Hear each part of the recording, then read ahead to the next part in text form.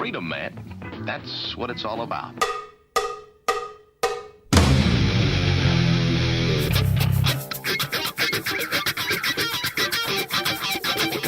You've got to groove on freedom, like the good book says.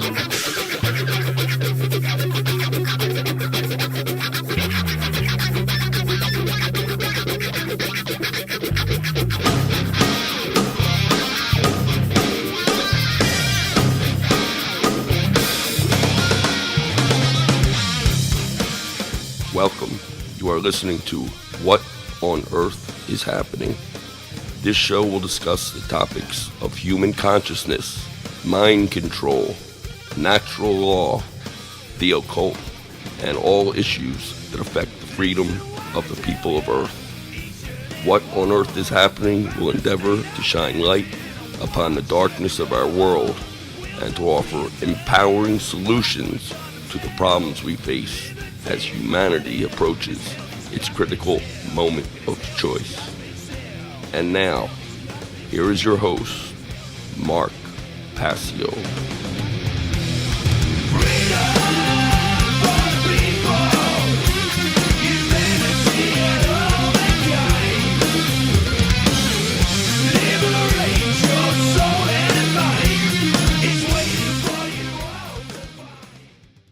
Welcome, one and all. You're watching What on Earth is Happening. I'm your host, Mark Passio.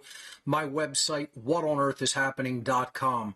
Ladies and gentlemen, government is slavery. Always has been, is now, always will be. And here on What on Earth is Happening, we are ending slavery one mind at a time. Welcome and thank you for tuning in today. Today is Sunday, January 21st, 2024. This is episode number 279 of What on Earth is Happening. And as always, What on Earth is Happening is a show of cumulative information that has prerequisite knowledge in the earlier episodes. So if you are a new viewer of this show, please do not watch from this point, but instead go back to the earliest podcast number 1, on my podcast page of whatonearthishappening.com, and listen and watch in order at your own pace. And that is the best way to really have a full worldview unfold for you regarding the information that is presented here on What on Earth is Happening. We have a great show lined up for you here today.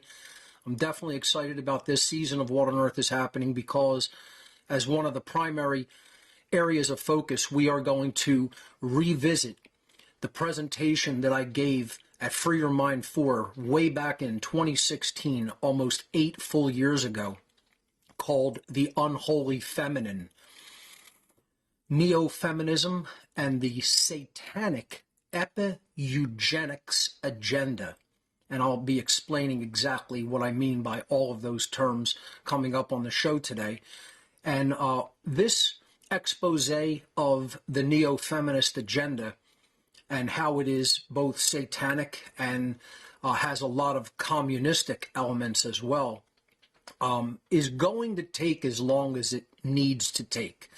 I'm going to really expound on the topics that are included in this presentation at length, so you could consider this Unholy Feminine extended, if you will. So, thank you, as always, to Will Keller for the great title card art. This is the artwork for this episode, and we'll be doing many parts to this expose of the Unholy Feminine in an extended capacity. I'm expecting it to run at least 6 weeks, maybe longer, but that's my guesstimate about how long this will take to go through, and we'll be doing a couple of call-in shows at least on the topic. So I don't know if I'll get to calls today, maybe, perhaps. I may do some presenting, then some calls, but it may just be all, moving through slides today. So I do have some housekeeping announcements before we jump into the presentation in earnest. We are on a new 3-hour format with multiple camera views and my producer in-house. So We're still on a 6-month schedule for the live weekly shows from January through June. And then, of course, July through December, I teach the How to Become the True Media seminar, which we'll talk about momentarily. We are now simulcasting on whatonearthishappening.com, the One Great Work Network at onegreatworknetwork.com, the Telegram platform, Twitch, YouTube, Facebook, Twitter, Rumble, Odyssey, and D Live. So we've expanded our streaming platforms to include, 12 destinations? 1, 2, 3, 4, 5, 6, 7, 8, 9, 10. 10 destinations. So really excited about that. The How to Become the True Media seminar will be coming up this July. Enrollment is going to open in April. So what this seminar is all about is about teaching people the technical skill sets and know-how that they are going to need to employ to actually be able to do something like this show, to reach out to the public and teach natural law, to reach out to the public and teach people the techniques of mind control that are being used against them by social engineers, to teach people objective morality and what the human condition truly is. If you know these things and you understand what I've been talking about here on What on Earth is Happening, that is not the end of it. That is the beginning of the great work. You have to reach out to other people and influence them. This is all about the entire spectacle that is taking place in our world is all about the influence of the mind and who can actually accomplish that. And it isn't on our end, it's influencing the mind toward the truth. You know, it's not influencing the mind for some deceptive agenda as it is with the social engineers that currently run our world. So we are doing the mental influencing for the right reason and to put people on to what is really taking place in our world, to put them on to the truth regarding natural law and objective morality so that we can actually change the human condition from slavery to freedom. And to that end, I feel that the How to Become the True Media seminar is just as important as the information that I personally teach here on What on Earth is Happening. So this is an online technology skill sharing seminar that takes place over 23 weeks. It's hosted on the Telegram platform, which has been working wonderfully for this purpose. And everybody seems to really be able to attend. The streaming works great. The way that it allows questions to be asked and people to interact with me during the seminar has been working perfectly. So it will continue to take place on Telegram every Monday evening from 8 p.m. to 11 p.m. Eastern U.S. time, starting Monday, July 8th and concluding Monday, December 9th, 2024, for a total of 23 class sessions. All of the curriculum that is taught is available on the website. There is limited space available. I will, if I must, cap the attendance.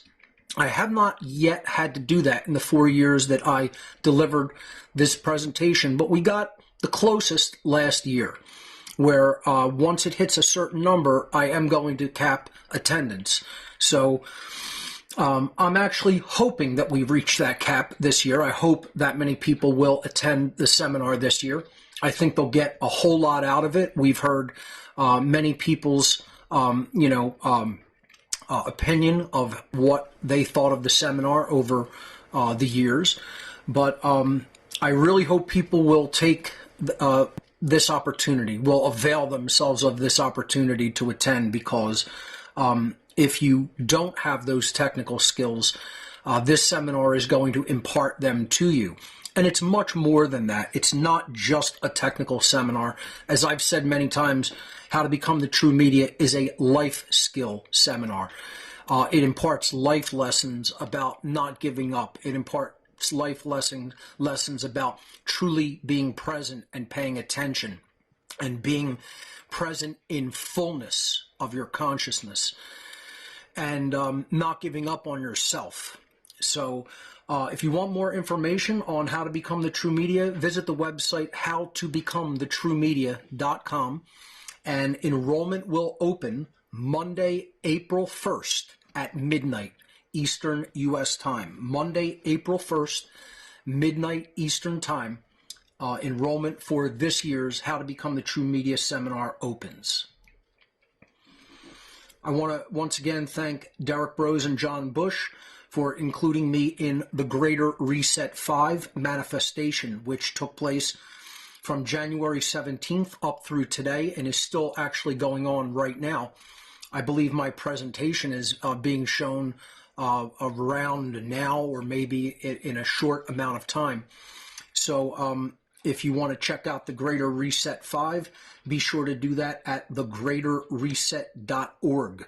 So thank you again to Derek and John for hosting that event. My presentation at the event was entitled Why We're Losing, 7 Reasons the Freedom Movement is Failing. And again, yes, it's kind of a negative topic, but I explain in the presentation why I'm so hard on people within the freedom movement itself, and why I tend to go in on them at times regarding how much they are not really focused on the fundamental causal factors and instead get distracted, by dialectics and distracted by what I would call pseudo solutions that aren't going to really truly change the human condition. So I talk about 7 of the reasons why I feel the freedom movement has not been making the progress that it should. And I also explain in it why I hold the freedom movement to a higher standard, as it should be. So do check that out, and I will be releasing that to the public, after the event. I have, again, 5 presentations coming out this year that were delivered either last year or early this year. Before I talk about the One Great Work Network, I just want to say we've tweaked some things here in the What on Earth is Happening in-house studio. A little bit better lighting because the overhead lighting just wasn't really cutting it. So hopefully that improves, some of the shadowing that was happening last week. We've seemed to have worked out all of the audio difficulties with we had 2 false starts last week. Unfortunately, I had to start 20 minutes late. Seems like things are going pretty smoothly this week, which is a very good thing. The One Great Work Network, of course, is live with over 70 phenomenal content creators, going to be adding even more this year. OneGreatWorkNetwork.com is the address. Please visit it frequently. Please support the great content creators on the One Great Work Network. They deserve your support. Make a donation to them if you can. That's what the whole network is all about, highlighting the work of people who are already doing the great work of attempting to influence the minds of people out there and teach them natural law and true morality. And the content creators there do a great job of it. Visit it, whenever you get the chance, OneGreatWorkNetwork.com. Don't Tread on Philly meets monthly for their second Wednesday happy hour in South Philadelphia. This is a great networking opportunity for people in the Philadelphia region. Always meet a lot of great folks there and have a good time and great conversations with like-minded people. It takes place the second Wednesday of every month from 6 to 9 p.m. at The Dive, which is in it's in the Bella Vista neighborhood of South Philadelphia, actually.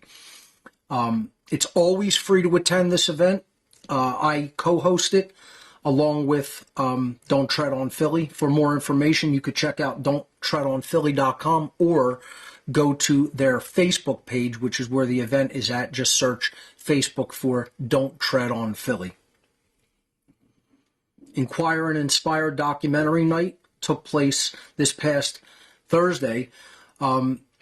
The film that was shown was James Yeager's Molon Labe, which is a phenomenal film. I unfortunately was not able to attend. I was still having some issues with my back. Those are not entirely resolved. I'm in a lot better shape today as far as my back is concerned, probably around 85% Had to rest it up a lot. Just overexerted myself, about a week and a half ago. And, I've hopefully learned my lesson in that regard, and not going to try to act like Hercules and try to lift heavy objects without help. I just overexerted it with my arms in a sort of outstretched position, and that really hurt my lower back. Last week I was in a lot of pain, doing a lot better today. Much more comfortable, and hopefully that's going to be on the mend, and completely on the mend in the next couple of days. Like I said, it's about at 85% today.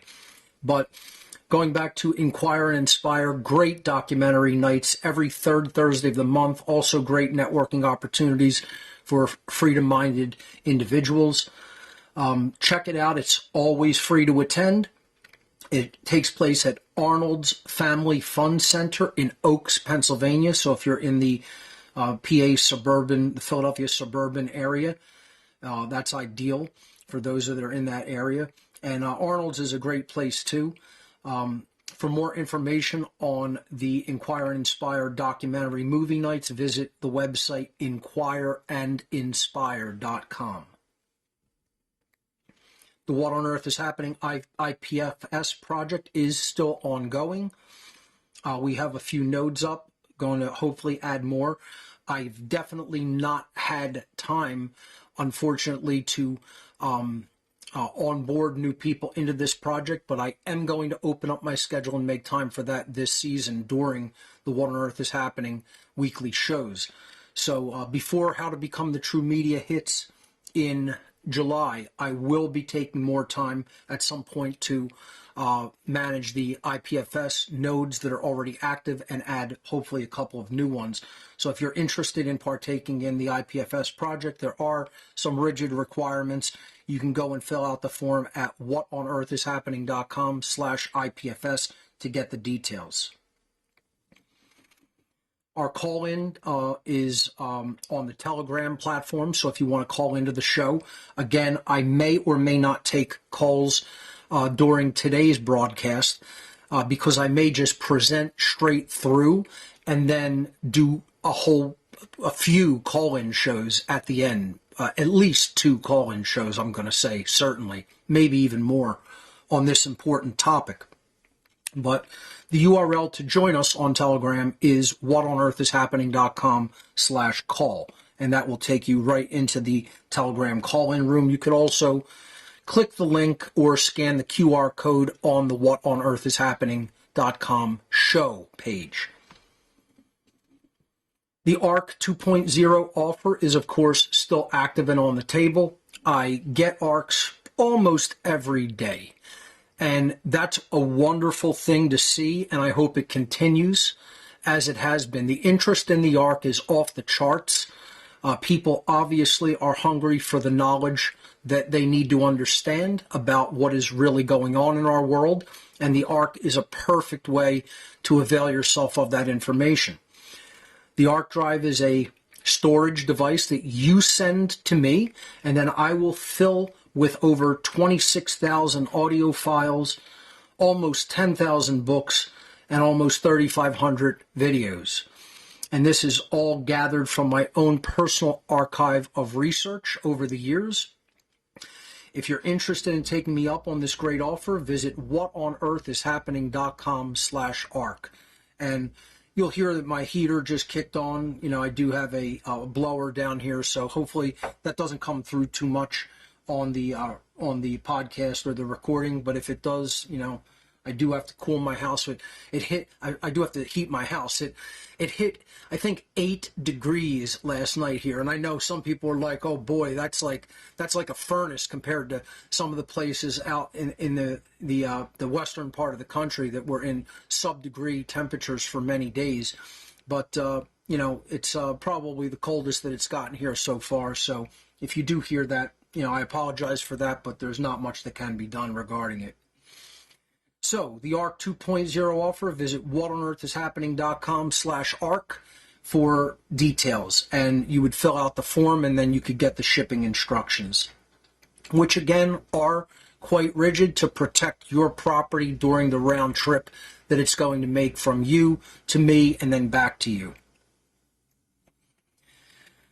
If you want any hard copies of items regarding What on Earth is Happening and the material that I teach, that is available at gifts.whatonearthishappening.com. The What on Earth is Happening donation gifts area of my website. You can get everything there from an SSD containing all of my work that I've ever put out, which I've updated for this year.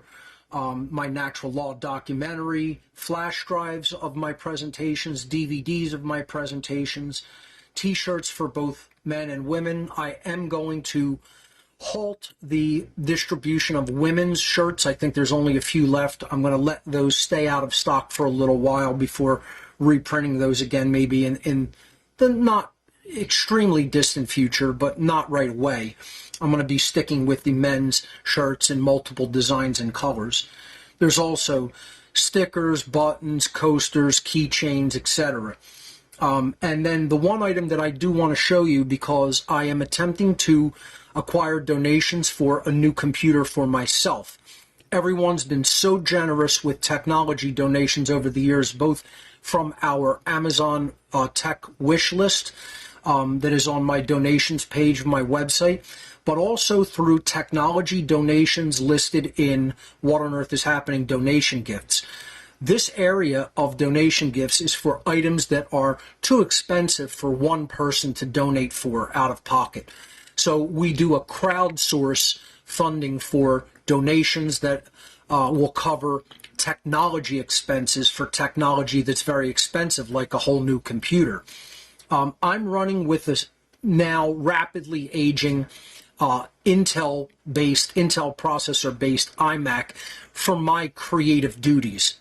We have upgraded to the Apple Silicon platforms with Mac Studios, both the video server for One Great Work Network and the studio here that this show is being broadcast through, composited and broadcast through, right here in my home studio, which runs on a Mac Studio as well. I think it's time before it gets too aged and left by the wayside that I move over to from the Intel iMac that I'm on to the Mac Silicon platform, and I'd like to do that with a pretty decently spec'd out Mac Studio running the latest Apple Silicon processor. Probably going to get the I'll probably order it when the M3 Ultra gets released. The speculation is that that will happen this June. If not, I'll go with the M2 Ultra like I did for the studio here. But I want to step out briefly from my slides. I'll let my producer just switch over to something neutral.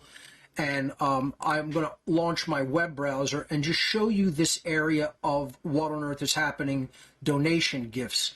You could switch back over to the computer. Let me show you how I got to this page. This is the donation page for the Mac Studio that I'm trying to accumulate donations for. If you're at the home page of donation gifts, it looks like this. And you could either click categories right here and then click technology donations, this laptop here, this image, and then it will show you the donation for the Mac Studio. If you click into there, it tells you what it's all about. So it says a donation toward a Mac Studio for Mark Passio. And the description is Mark Passio needs a Mac Studio for his own creative and office computer. That's in the office here in my home, not the studio. And the donation will be contributed solely to fund the purchase of a new Mac Studio for Mark Passio.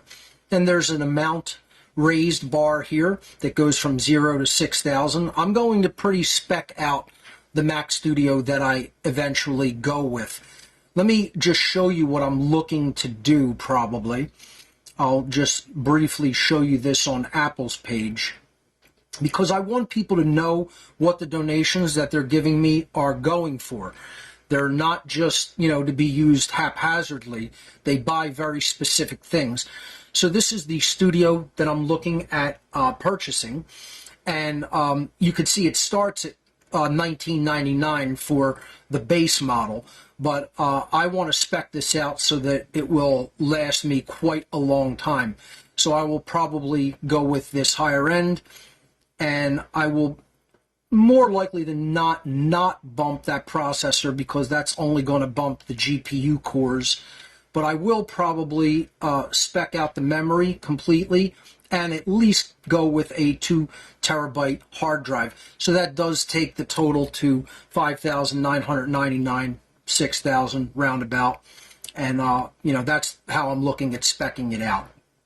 So just wanted to show people that so they can understand, oh, I see the Mac Studio starts at 2,000. What do you need 6 for? Well, that's why, because I'm probably going to spec it like that when I do decide to purchase it.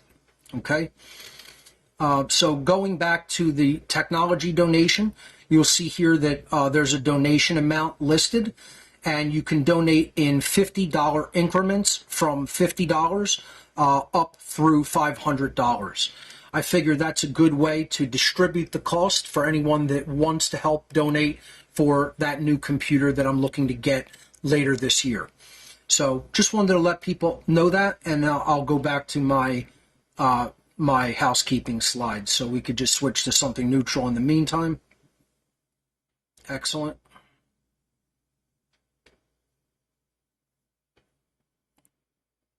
Okay, that's back up. Great. Thank you. And let's move on. If you prefer instead to make a straight donation to the whatonearthishappening.com and the What on Earth is Happening and One Great Work Network causes, you can visit whatonearthishappening.com/donate. I think there's now 13 or 14 different methods of donation, including our Amazon technology wish list. There are a few items up there. Cash App, GPay, Wise, Zelle, 9 different cryptocurrencies, or an old-fashioned way of doing it through the mail via check or money order. So again, that is available at whatonearthishappening.com/donate. Thank you so much to all of the wonderful, generous donations that people have sent over the years. What on Earth is Happening and One Great Work Network would not be able to continue our efforts without that kind of support. We are entirely voluntary, donation based. That is how all of this operation is funded and works. Through What on Earth is Happening donation gifts and voluntary donations, that's how we keep these operations running. So that's all the housekeeping slides that I have.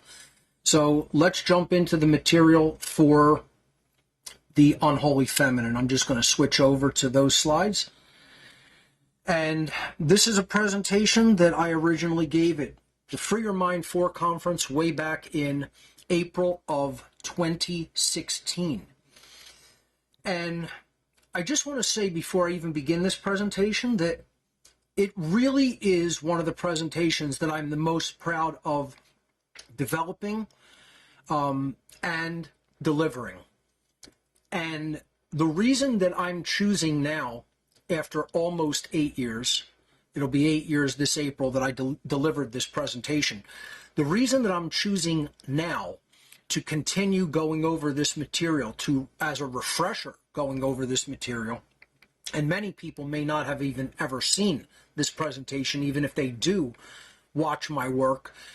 I did briefly talk about it, talk about these type of topics, and let people know that I would be delivering this presentation, but I never actually delivered this presentation on What on Earth is Happening weekly show.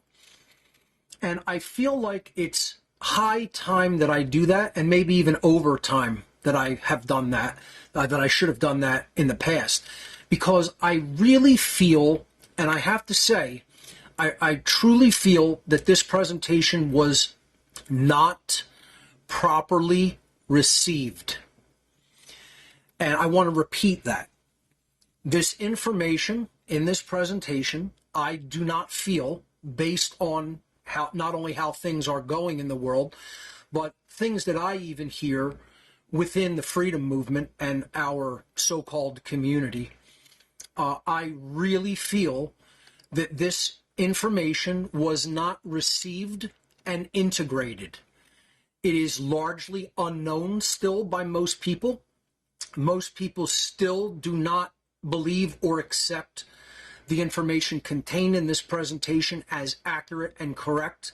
And I am here to tell you today, I assure you that it is. It was endlessly, meticulously researched, and much of the information contained in it is also things that I would consider direct first-hand experiential knowledge. And I am really trying to give people a playbook of the dark occult social engineers here with the revisiting of this presentation. So I want to be meticulous about this. It's a topic that I feel is so important that it can turn the tide and heal wounds that are deep, open gashes in the freedom community. I mean, these are just festering wounds that still exist and go on seemingly unabated and unchallenged. And if this information is truly received properly and integrated into one's psychological makeup, you will not only undergo somewhat of a healing process yourself in your own psyche and perhaps in a relationship capacity with others, but this will really be able to help the freedom movement achieve a greater level of cohesiveness, because there is no greater divide or greater schism or greater dialectic that the social engineers seek than to divide men and women. And I'm going to talk about that a lot coming up in the slides. So let's transition into this presentation and get started, okay? So again, the presentation is entitled The Unholy Feminine, Neo-Feminism, and the Satanic Epi-Eugenics Agenda. And as I'm going to even tell you later in this presentation, perhaps even my titling is not descriptive enough, because I should have probably called this The Unholy Feminine, Neo-Feminism, and the Satanic Epi-Dysgenics Agenda. Not just eugenics, but dysgenics. And I'm going to explain what all of that means. Not only what eugenics is, not only what I call epi-eugenics, which is a term I believe I coined. However, I'm going to talk about what dysgenics is and how this is really an epi-dysgenics agenda, not to create better characteristics for human beings, but far worse ones, and ones that make us weaker as a species. So really put your thinking caps on, folks. Really come into present moment awareness. Really focus in and truly give of your attention during the few weeks that are to follow. Again, maybe I'll do this in a month, maybe it'll be 2 months, but however long it takes, it's going to take that long, okay? We're going to let it unfold naturally, and I'm really going to hammer on these themes and explore them as fully as I can. So again, I gave this presentation at Free Your Mind 4 on over 2 days, and I think the presentation spanned just under 5 hours, if I'm not incorrect regarding that. Might have been a little more or less. And I gave it in 2 parts over 2 days, April 16th and 17th of 2016, going on 8 years ago, which is unfathomable to me that that much time has passed. And again, I have to say, this information is some of the most critical information that I've ever delivered, and it really needs to be integrated fully in members of the freedom community. And according to my assessment, which I feel is very accurate, it has not been. The ball has been dropped here, not by me, but by people who do not want to fully look at this theme. They don't want to look at this topic, and they don't want to look at the research I've put out regarding it. And really integrate it because it's uncomfortable. Let's just say this right off the bat. This presentation is going to be controversial and uncomfortable. Most people don't want to hear the knowledge that I'm going to lay down here. Okay, just like they didn't want to hear the knowledge about fake-ass Christians or fake-ass anarchists. Okay, I'm telling people hard, uncomfortable truths regarding how the human psyche has been completely and utterly brainwashed, mind-controlled, and distorted from being able to accurately view and perceive human reality. So, let's jump in. As always, I give caveats before beginning any of my presentations, and this presentation was and is no different. Again, I have not added or removed any slides. I'm going to deliver this in an expanded capacity with the same slides that I used. Before I even start, I do want to say there was a whole section that I removed from this presentation in the interest of time regarding human sexuality. And I am going to revisit that section later on, maybe even add it after I go through all the slides as an addendum to the presentation, because there was so much information on the topic that it would have made the presentation probably 6 to 8 hours long, and I didn't have that much time to deliver it during the conference. So I cut an entire chunk out, and I had a ton of research notes regarding it, sources, etc. But I never actually got to creating those slides. Perhaps I will make an entire addendum and call it Unholy Feminine Part 2 or Unholy Feminine Addendum regarding that particular information, which again had to do with human sexuality and particularly the health benefits of it. And the reactions in the body and the nervous system and just all of it. So there was so much enlightening information in that section. I really did want to deliver it, and I still do. And perhaps, again, I may offer that as an addendum after I go through the standard slides that I delivered at this presentation in an extended format. But again, I'm going to start with caveats and warnings, as I do with most of my presentations. There is nothing, quote, new under the sun. One of the things that I get the most flack and ignorant comments regarding what I do is, you're not teaching anything new here, Passio. This is all stuff that anybody can look up and research, and it's been around forever.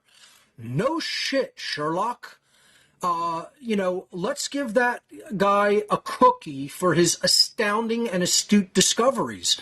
I mean, you're just a regular, scientific explorer, man. I've been telling people from day one, this is all just knowledge that exists, has existed, will continue to exist, and people are ignoring it. People are remaining ignorant of it. There's nothing new that needs to be discovered. Let me just make this unequivocally clear. Nothing brand new needs to be discovered on Earth. Nothing new needs to be invented on the Earth. No new systems need to be created. No systems need to be reformed. There are systems that need to be destroyed. They need to be eliminated. They need to be stopped. The answer to the human condition of slavery is ultimately people's behavior needs to shift from immoral behavior to moral behavior by ceasing and desisting doing the behaviors that do constitute initiation of harm to others.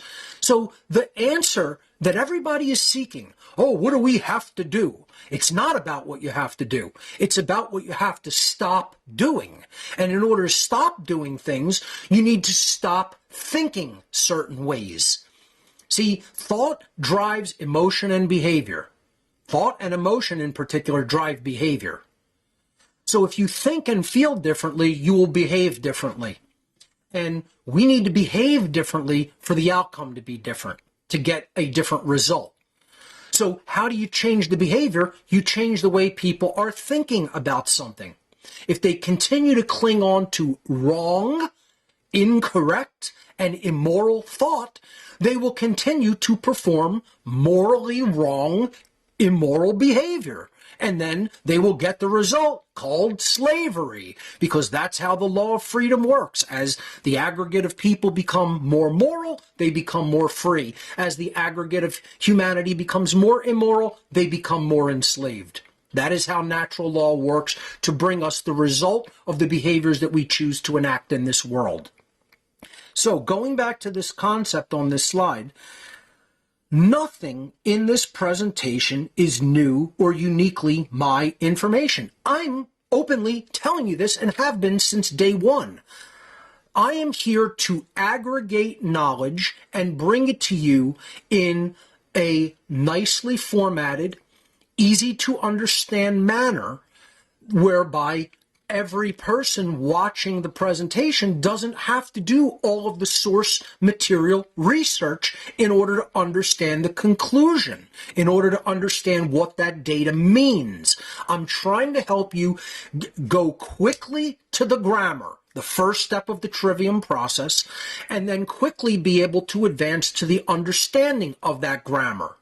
So I'm putting together all of the bits of information that are required to be known, and then helping people to come to the accurate understanding of it. Once you come to the accurate understanding of it, then you become empowered to be able to do the right thing with it, which is then pass it along to others and help them to understand it so we can actually change and heal our world. Okay?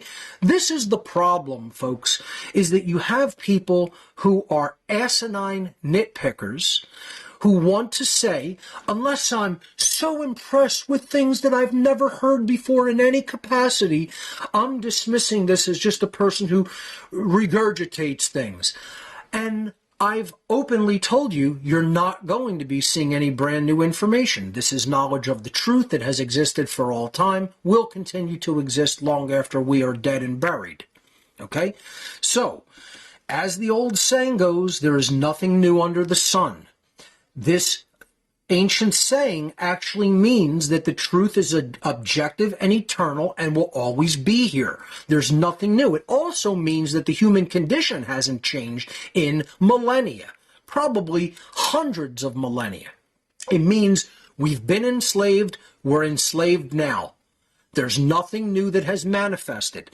In order for new manifestation of a new condition to take place, we have to change the way that we think and change our understanding of how the world works. Once we do that, then we can create something new, but not until. So, reality remains reality regardless of whether or not it is recognized and accepted as reality. All I can do as a presenter is present this information in a personalized framework with my own particular style and aesthetics applied. And that is what I attempt to do to the best of my ability as a presenter. Reality is not going to change. It works a certain way. Humans have to change to adjust their perception to objective reality. If we refuse to do that, we suffer. Again, the only ways that humans truly suffer is refusal to accept the truth and then believing things that are not true. That's it. Believe what isn't true, refuse to accept what is. That's how all self-imposed, self-inflicted suffering is created in human society. And that's what I'm saying here. You're not going to see anything new. You're not going to hear anything new. This is data that has always been amongst us. It is the way the universe works. And all I can do is tell it to people, present my findings, present the accurate conclusions regarding them. And then people will either do that research themselves and come to accept what is true, or refuse to look at what is true and continue to suffer. I told this to the whole room of people, which probably numbered around 600. If you're easily offended, get the fuck out of the room right now. Okay? If you're the kind of person that doesn't have somewhat thick skin, if you're, you lead all your thought processes with your emotions and let how you feel determine about what you think of something or whether you think it's true or not, this presentation probably isn't for you because you're an absolute fucking child, right? So let's just face it. Some people are just fucking babies, right? They can't handle the truth. Then this isn't for them. Then turn it the fuck off right now. And it's no skin off my bones. Once again, I've told this to people innumerable amount of times. If you think with your emotions and you can't handle somebody telling you something that's uncomfortable to hear, you're a fucking child and it's your funeral. Unfortunately, you're dragging other people into your funeral with you. Sorry about that. I knocked my headset that I use for people to hear on Telegram off my stand, but no worries. I tell people, if that's how you think, it's your funeral, but unfortunately, you're also immorally dragging other people into your quagmire and your absolute nightmarish mess of a world that you're making because you're a child and you want to stay an eternal cosmic child. If instead you're actually an adult cosmically and you want to move forward and progress in your understanding of reality, then sit and listen in present moment awareness, and you're going to learn something, and it's going to be quite uncomfortable probably because it's going to very much conflict with, more likely than not, how you already think. And that's because your thinking is distorted.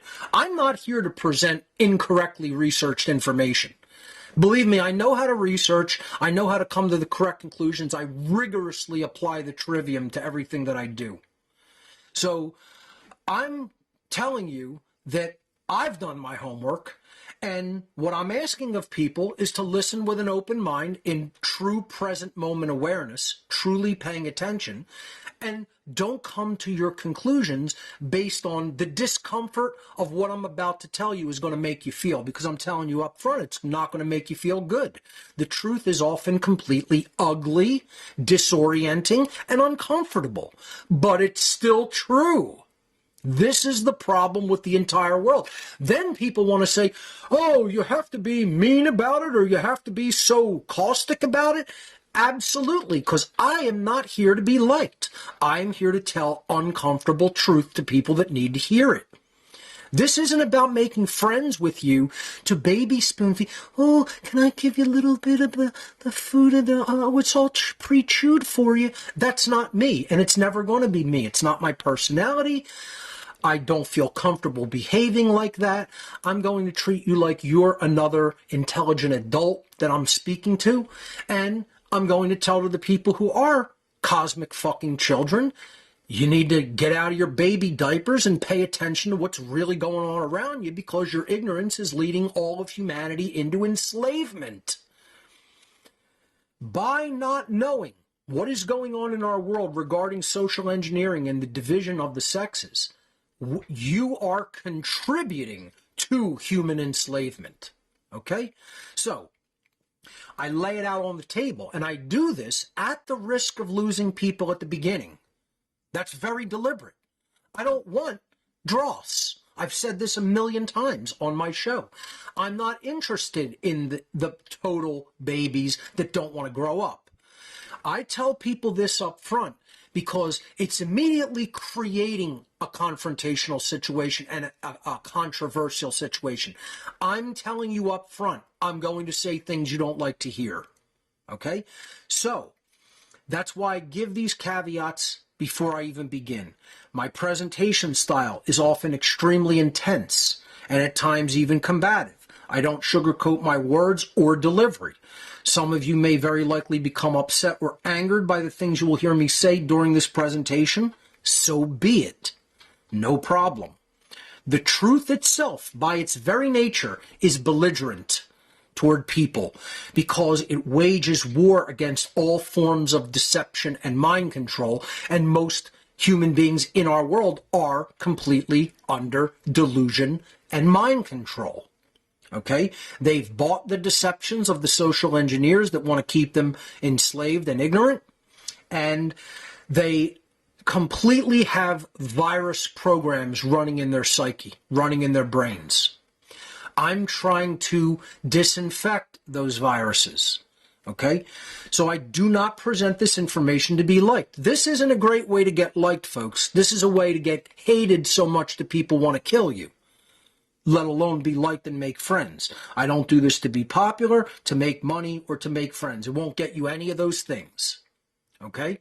Some people will appreciate the directness, and I get comments to that regard a lot. But most people think that this is like the absolute worst possible thing that they could ever hear and want to run a million miles away before I even get to the data. So that's why I'm doing that deliberately. I want the strong to remain. And if you consider yourself strong and open-minded and able to hear factual information that may even upset you, but not accept it or reject it, but just hold it in your mind, then start to research it, and then apply the trivium methodology to determine whether it's true or not, to actually determine its veracity. I'm not asking for belief here, okay?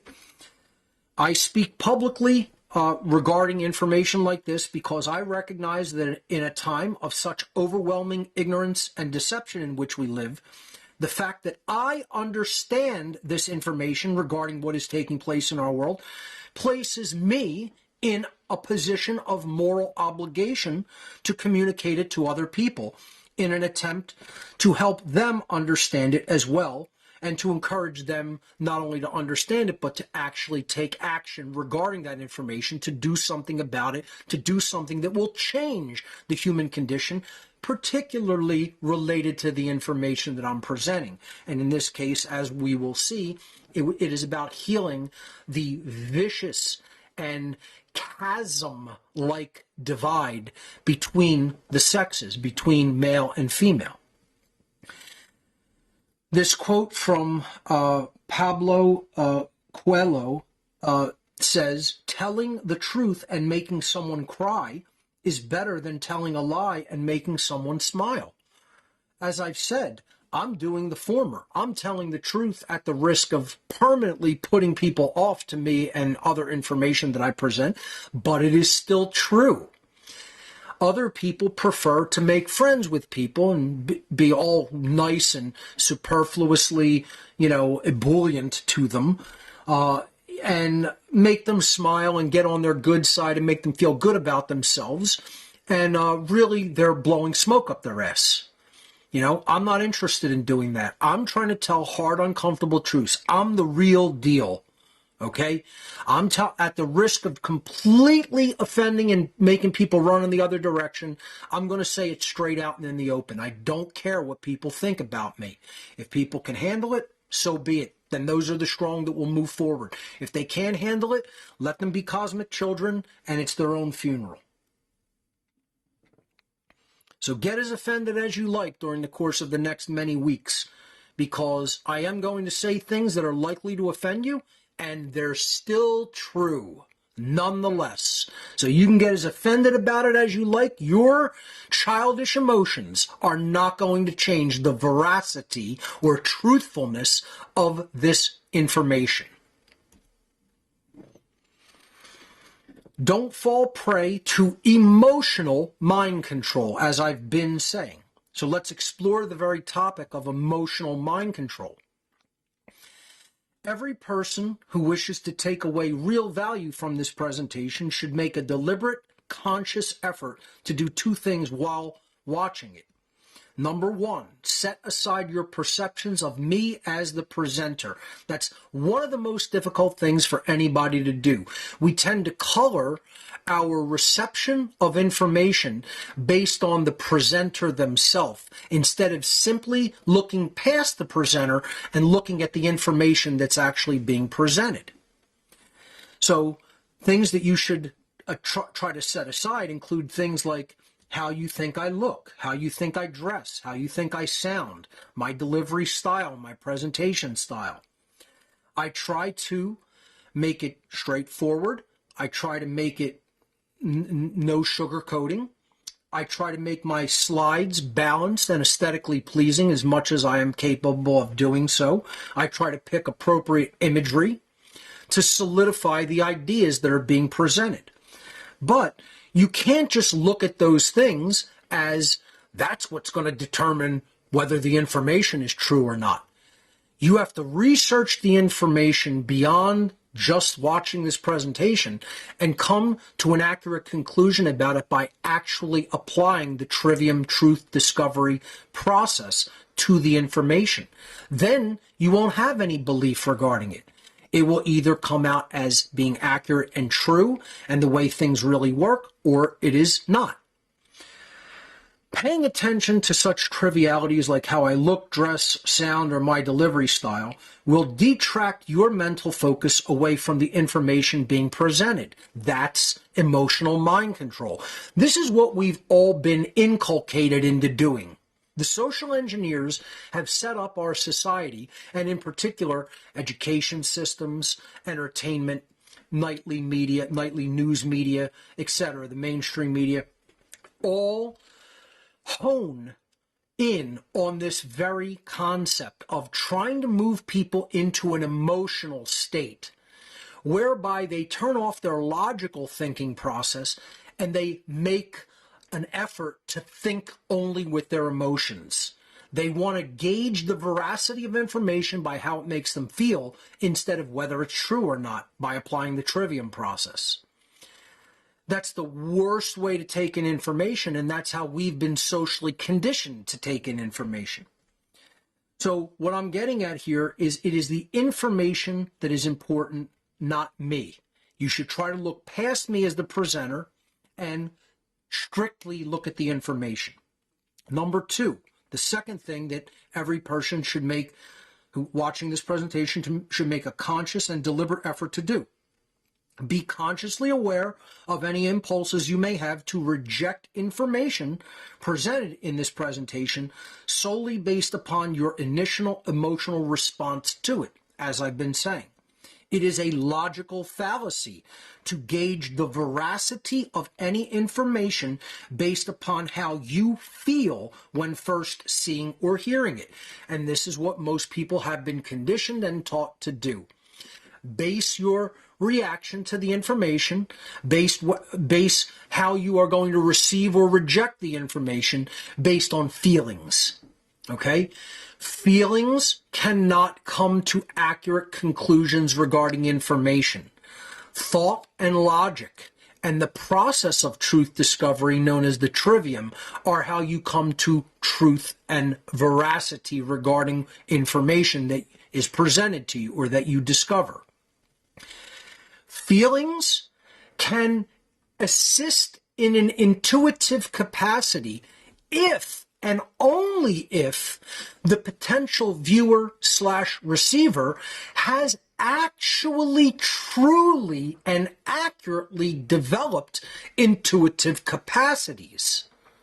Now, let me say that again, because this is a part that I'm actually going to talk about in the presentation, but it bears really looking at here.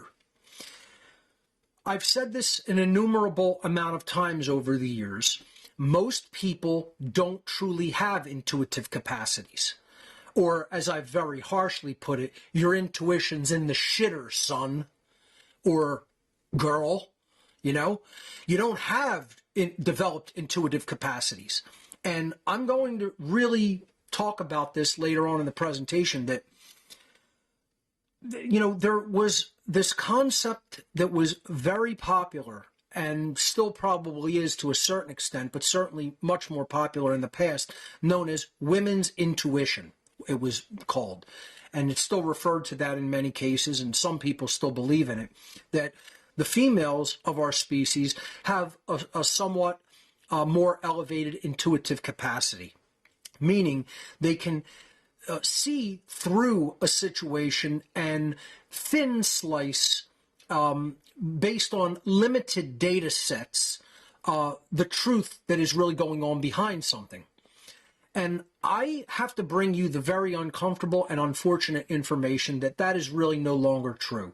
And not only is it not any longer really true, it's distorted in the opposite direction, that most people in general, not just women, but to a great extent, females within our society have very much lost this intuitive capacity. their intuition and intuitive abilities have been diminished by social engineering to a great extent. And it's not just women, it's men too. It's all people in general. And Malcolm Gladwell wrote an awesome book about this that I may even recommend later in the presentation. It was called Blink, and it's about the concept of thin slicing data sets and how people have become very bad at doing it. And only certain sectors of our society are good at that because they have actually developed an intuitive capacity through their mental and spiritual growth. Unfortunately, most people aren't really truly growing and evolving like that, so their intuition is terrible, and they don't really have an accurate ability to thin slice, data sets where they have limited data and limited variables. So I just want to let people know that yes, feelings can come into play. You can technically intuit some things, right? It is possible. But I'm largely going to ask people to try really not to do that in this presentation. When you are taking in a presentation, you do want to do both.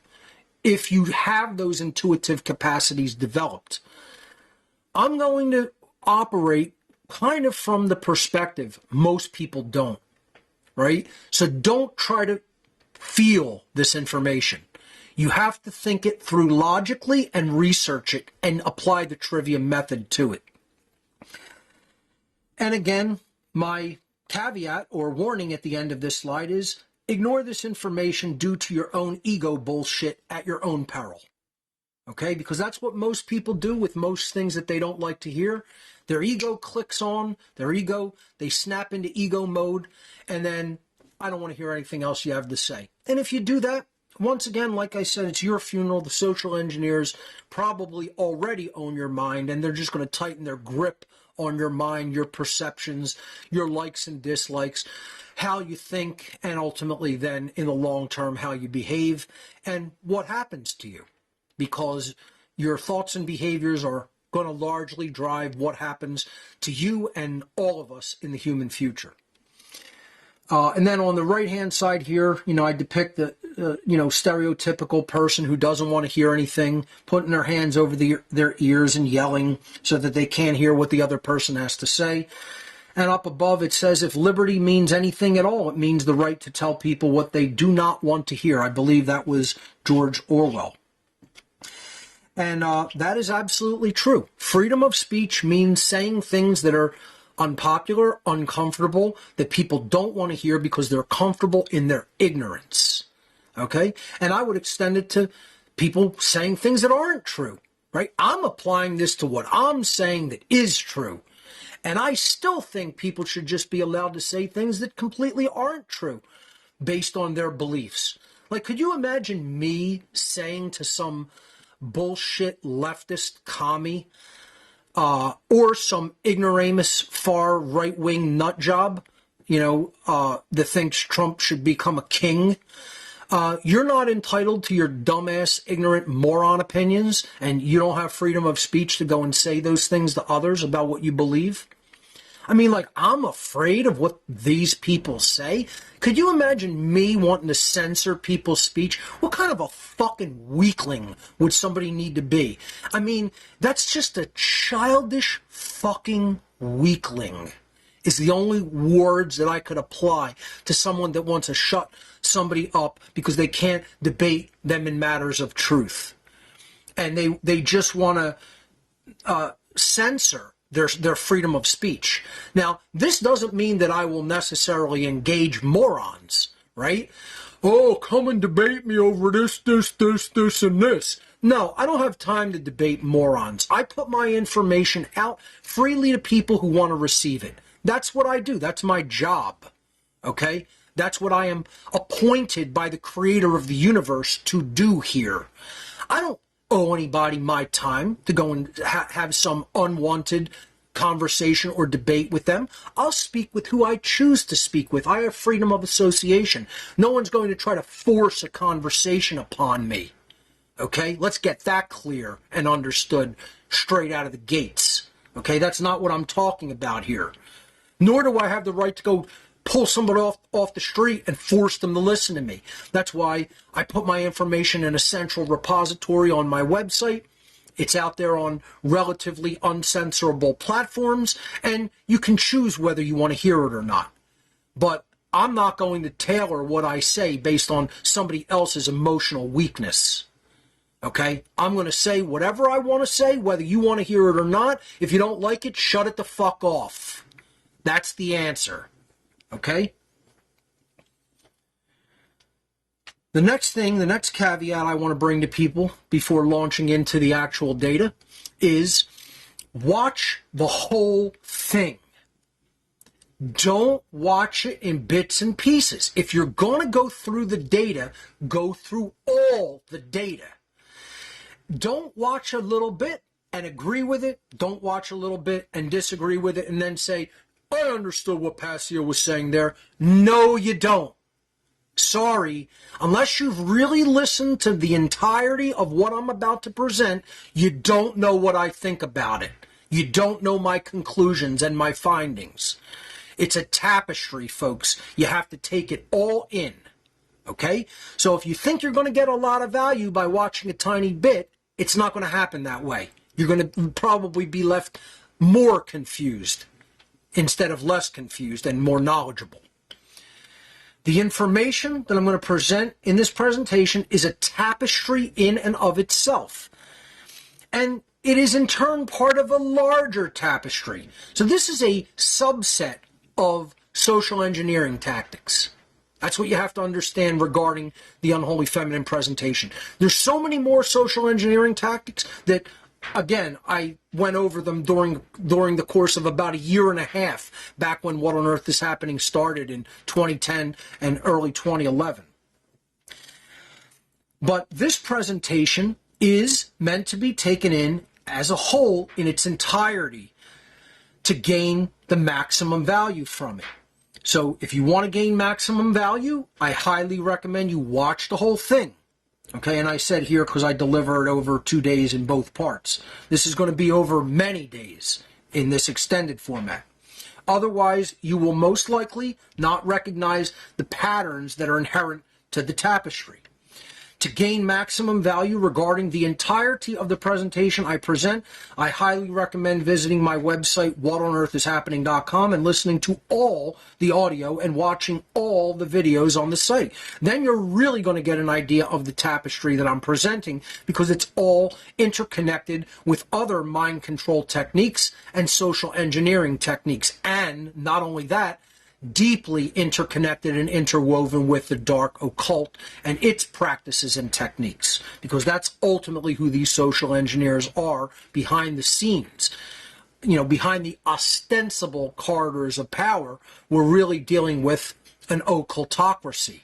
We definitely don't have a patriarchy, we don't have a matriarchy, we have an occultocracy, as I'll be talking about. I respect people that tell me the truth no matter how hard it is. Okay? You know, this is sort of like maybe a modern day representation of the Fool Tarot card. The soul, you know, the individual with his spirit elemental walking into the manifest physical universe and taking that leap of faith that it's going to lead the being where it needs to go and teach that being what they need to learn. Okay? And that's the kind of respect I have toward other people. I want people to be straight shooters with me, tell me the truth, not sugarcoat things. And that's what I expect here. I expect people to hear the hard truth, have respect for it as the truth, and integrate it into themselves after they've done their own homework. I'm not on any side except for the side of truth and freedom. This is a quote someone actually put on a meme, a slide of my own words from my podcast in the past. I'm not on any side except for the side of truth and freedom. That's the side I'm on. Those are my values. That's what I find important and indispensable in life. I'll take those over being liked any day. And that's powerful to hear my own words echoed back to me. You know, I sometimes do go back and watch some of my older presentations and listen to some of my older podcasts, and I'll tell you what, you know, I sometimes go through that thing of that everybody does. I don't like to hear my own voice, you know, but when I hear the information that I've laid out over the years, I don't want to, you know, physically pat myself on the back, but I say to myself, you've done a damn good job, man. And you've lived up to what the universe has asked of you. Because when I hear what I've said, I find that very, very, very, very few people have ever laid it out like that, if any.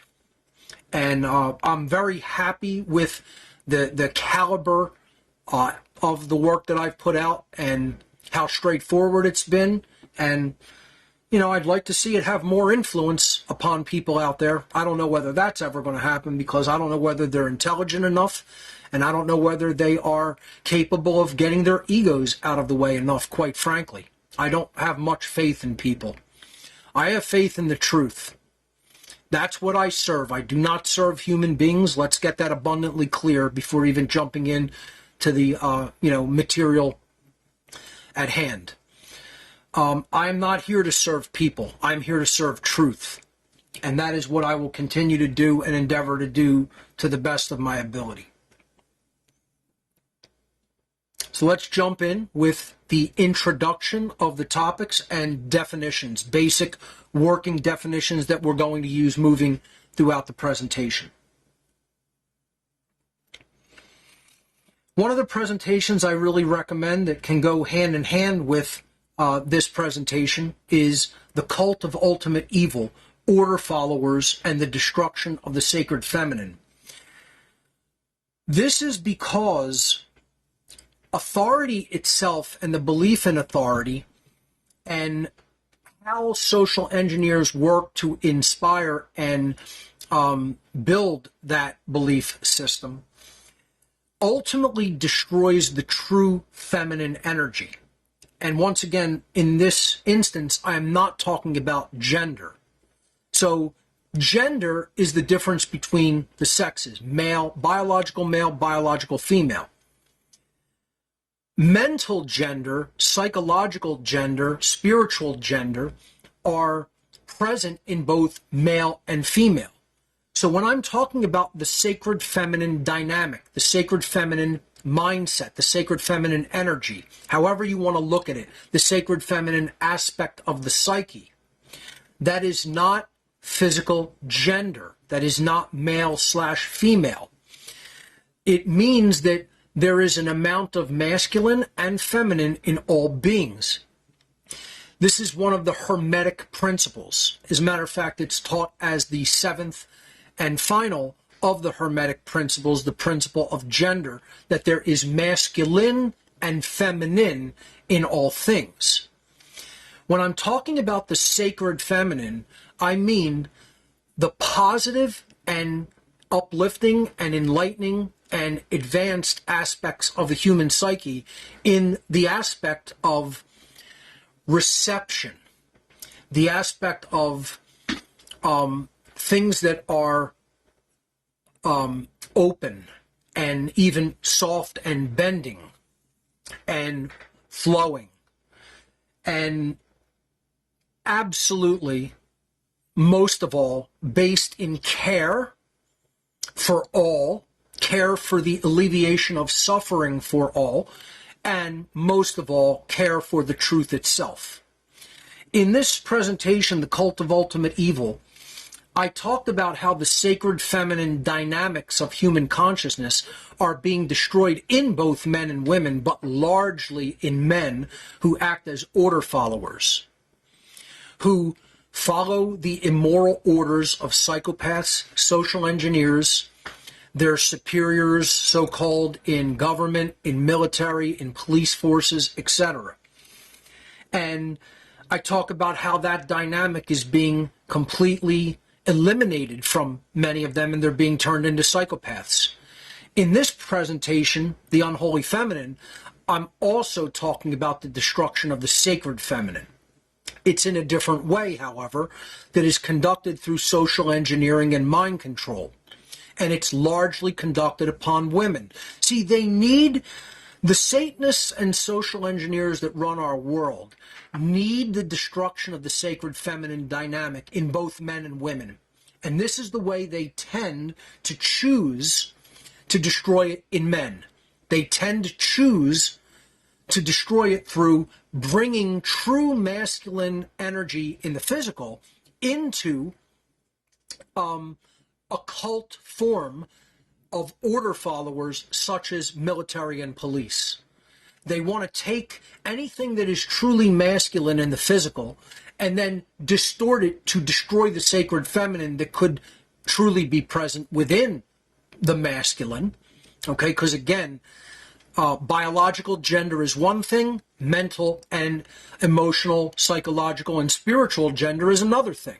Okay, so when I say masculine or feminine, I'm talking about these capacities, these forms or aspects of consciousness.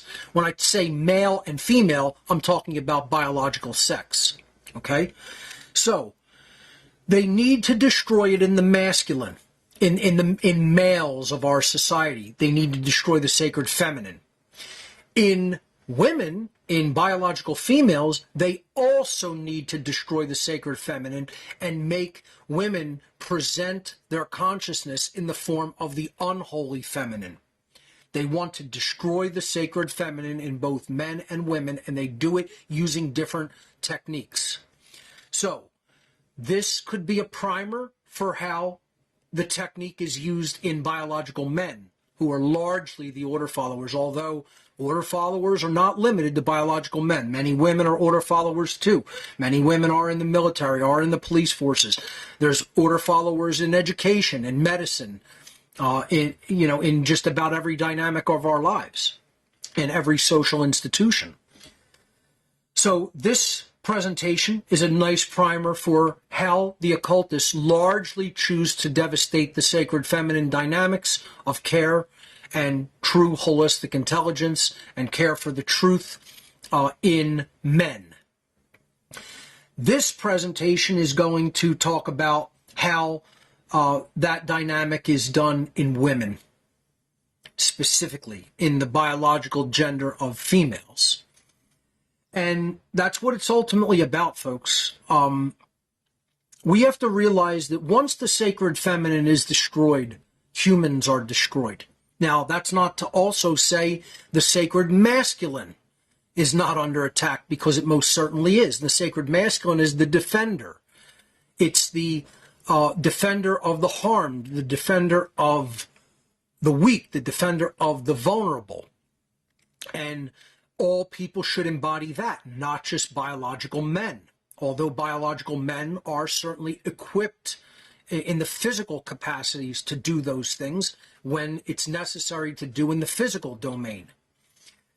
But women, biological females, should also have the sacred masculine within them and defend truth and defend freedom and defend rights and also understand physical defense. So we need to have both of the dynamics of the sacred masculine gender, mental gender / spiritual gender, if you will, and sacred feminine, mental, spiritual gender, integrated in fullness and harmony and cooperation and integration within all of us, whether we are biological men or biological women. So these two images really represent the concept of how humanity's sacred feminine is being destroyed. Two of the images that at least resonate with me, which is why I put them on this slide to illustrate this point. The the image on the left is a Freemasonic symbol called the Goddess at the Broken Pillar, I believe is the name of it, or something to that effect. Or maybe Wisdom at the Broken Pillar, something like that. I'm not exactly sure of the title, but the pillar represents humanity's will to ascend from base consciousness to enlightened cosmic consciousness. And the goddess represents the sacred feminine energy.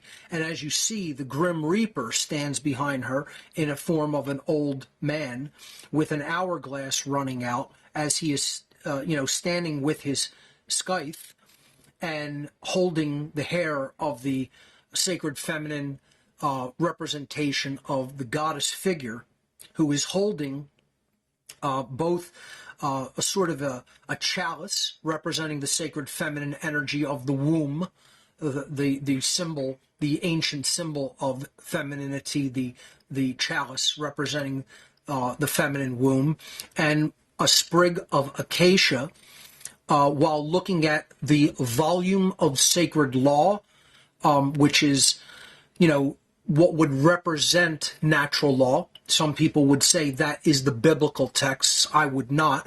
I would say that is the tome of natural law that is written upon the human heart, as I said last week on the broadcast. And it is not really found in any physical book. That is something that we have to learn and discover regarding how morality really works. And you see the goddess figure is representing the sacred feminine is extremely depressed, and time is running out for all of humanity because their will to ascend in consciousness by way of the discovery of natural law and objective morality and the hope of the resurrection of the human soul, time is running out.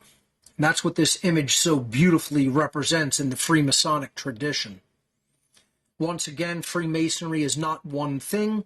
For those who think it is and think it's the entirety of the problem, they don't understand the tradition or any of its symbolism. It's in its true aspect, it is in fact the answer. And all true teachings of occultism are in fact the answer if people are to discover them. The second image on the right is a picture that I took myself in Père Lachaise Cemetery in France when I visited there in, I believe it was 2006. And this was an image that struck me regarding, again, the sacred feminine weeping, and weeping at humanity's horrific condition as beings here on this planet and the condition that we find ourselves in at the current time. So I took that photo and enhanced it for this presentation. I thought it was a very effective depiction of the true sacred feminine weeping for humanity.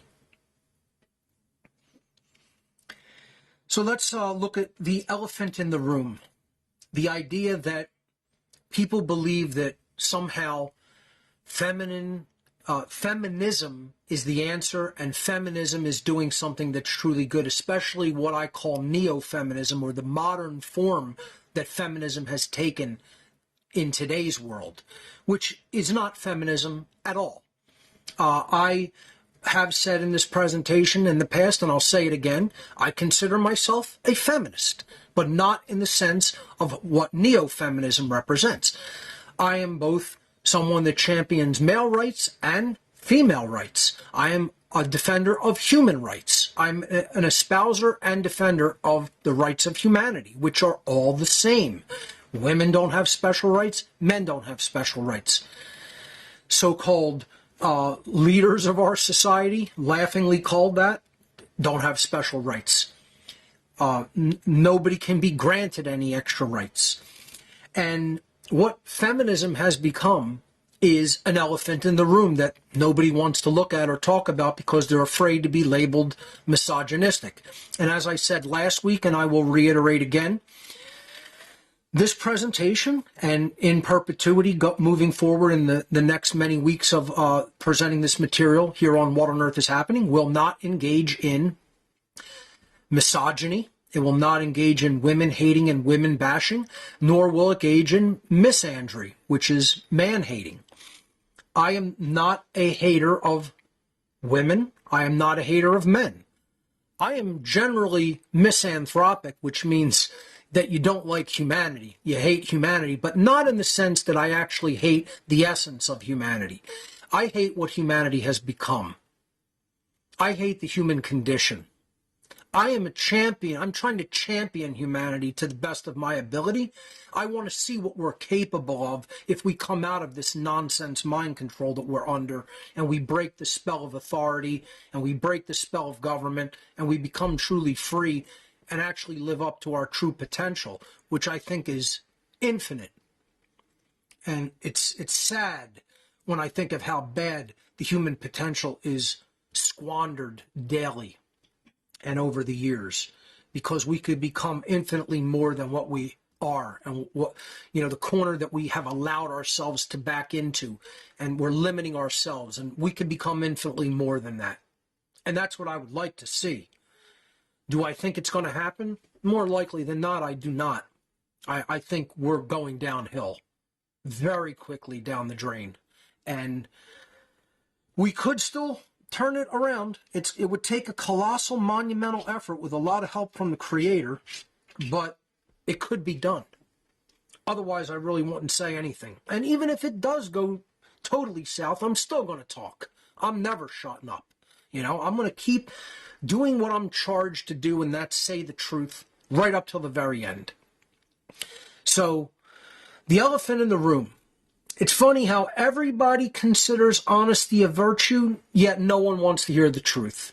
Once again, that's what I'm trying to do. I'm trying to live up to the virtues that I espouse and hold dear by saying what's true, by telling people what's really going on, even if they don't want to hear it, and most people don't.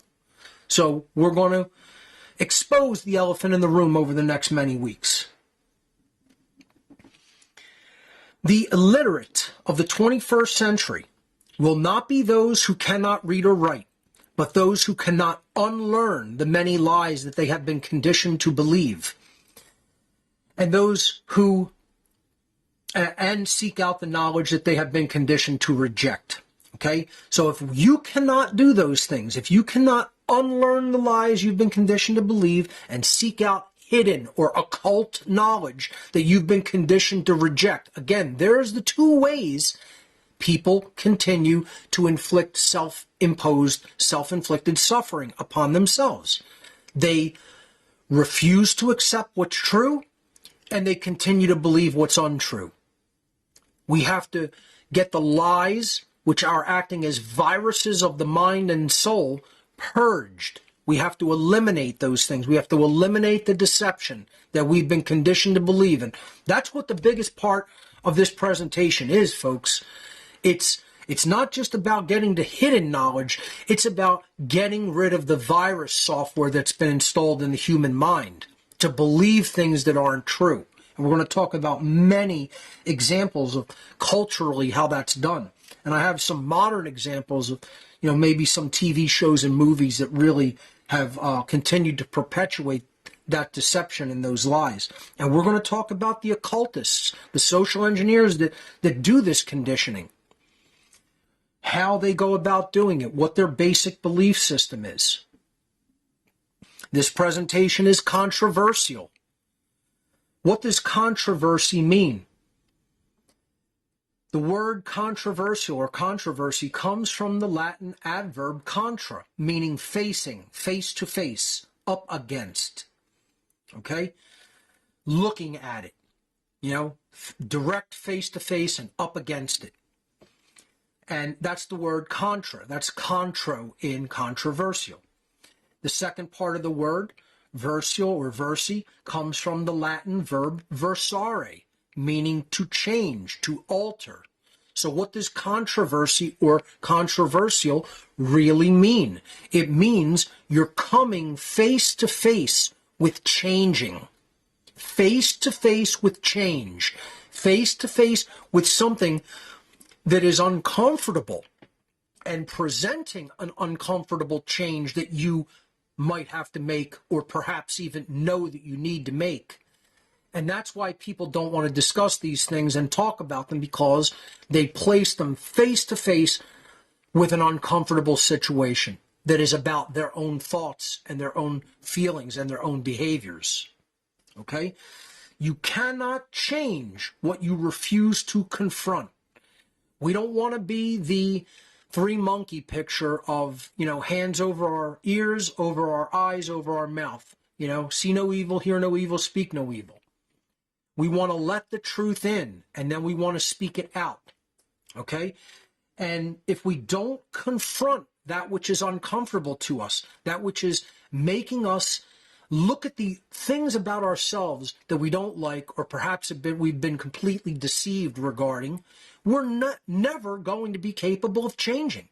Change only comes when we turn face to face and do the shadow work of looking at what's uncomfortable, and certainly looking at the things within ourselves that make us uncomfortable. That's true shadow work. So let's move on.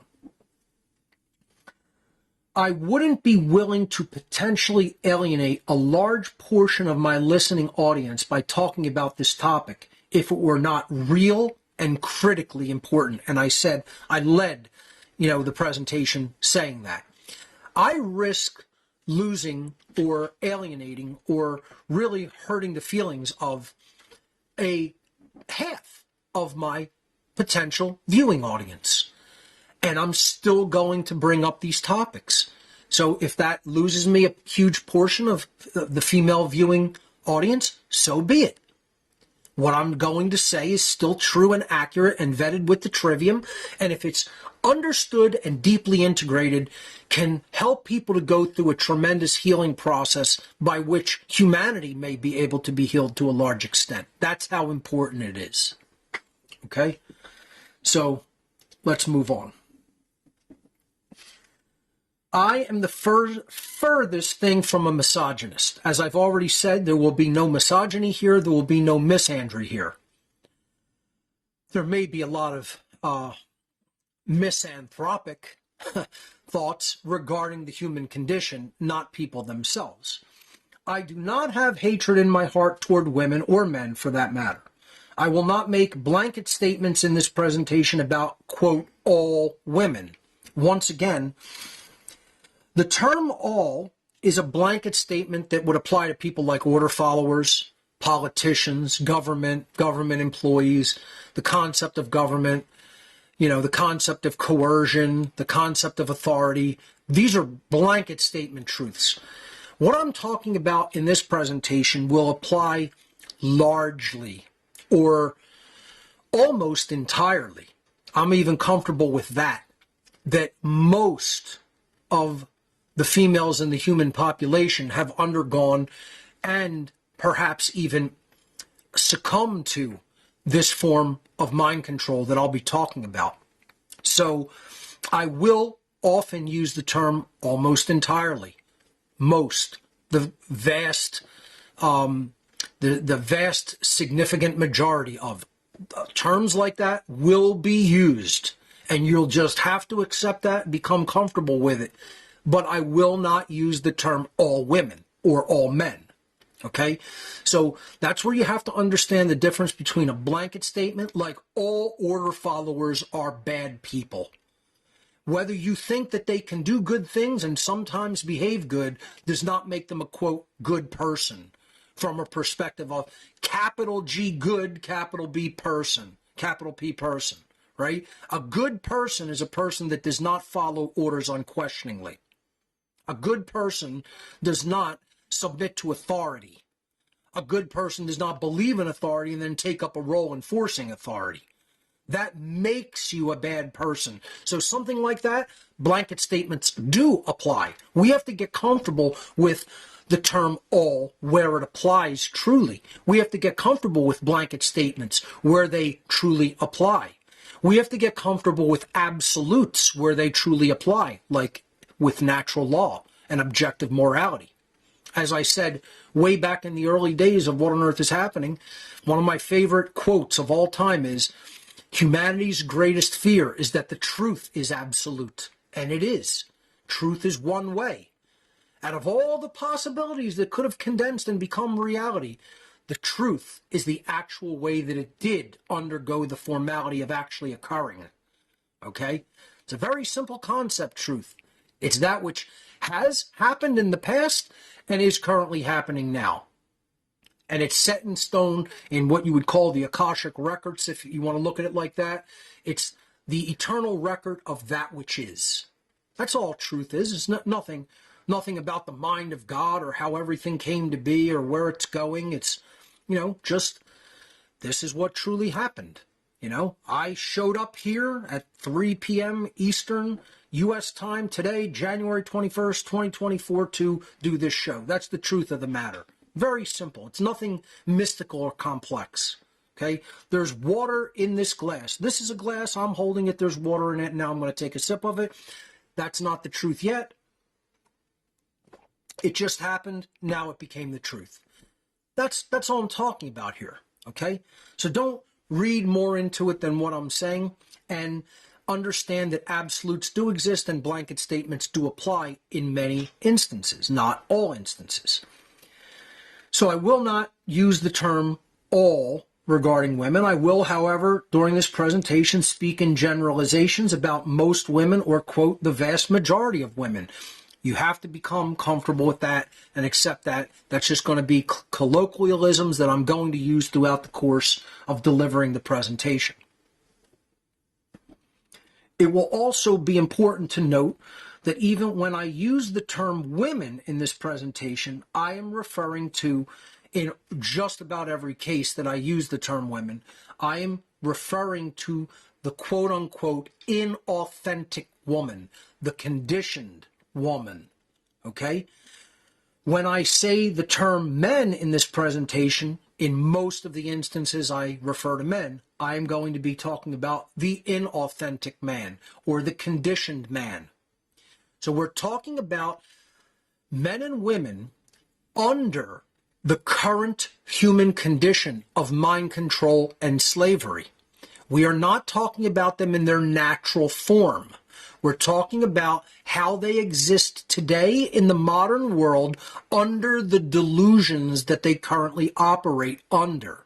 So that's very important to keep in mind, and it's actually very hard for people to continue to do that during the course of all of the slides that I'm going to get into, right? So don't take these out of context. It's very important to keep all of this information whole, intact, and in context, so you hear it with all of the other information that I presented as a cohesive unit to allow it to truly make sense and not sound like something that I am developing into some kind of, hatred of women, because it is most certainly not that. It is not, misogyny. So these concepts will be explored later in the presentation, what I mean by the inauthentic or conditioned woman or man. So let's talk about feminism in general here, okay? And this is one of the things that, again, will offend people, will confuse people, will people think it's all one thing, many people. They don't understand how it went through a terrible transformation over the years. They don't understand how it was co-opted. It was used as an agenda. It was used as a dividing tactic and a dialectic by social engineers and dark occultists.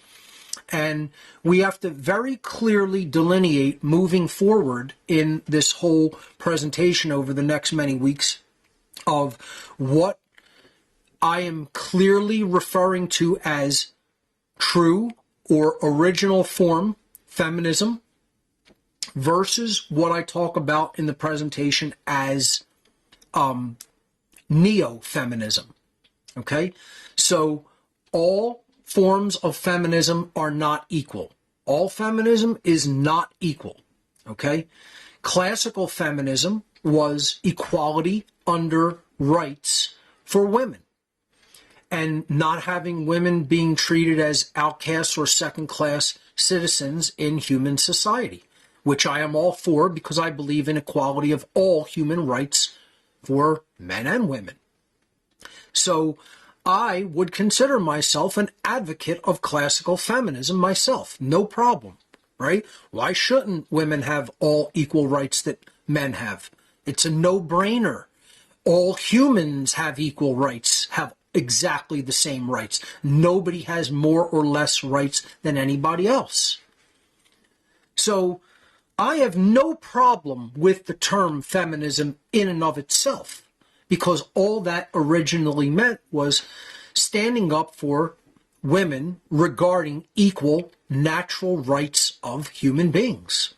And once again, that should not be a controversial topic, issue, word.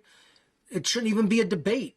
Anybody who's a true human being that understands real morality would certainly want to rectify and upright the wrongs that were conducted in the past of not treating women that way. And if anybody thinks differently regarding that, I feel sorry for you, and any guy who thinks, oh, you're even saying you agree with feminism, or you would champion that as a cause, somehow makes you less masculine. I mean, that's just a guy who's insecure about his own masculinity. If you don't think women should have the same rights as men, there's something wrong with you as a man if you think that way. So I have no problem with traditional classical feminism for women standing up for their own natural rights and demanding them. Neo-feminism, however, is something altogether different from that, folks. And it has, again, as I said, over the years, it morphed from a simple rights movement to something that is trying to do damage to not only men, but all of society.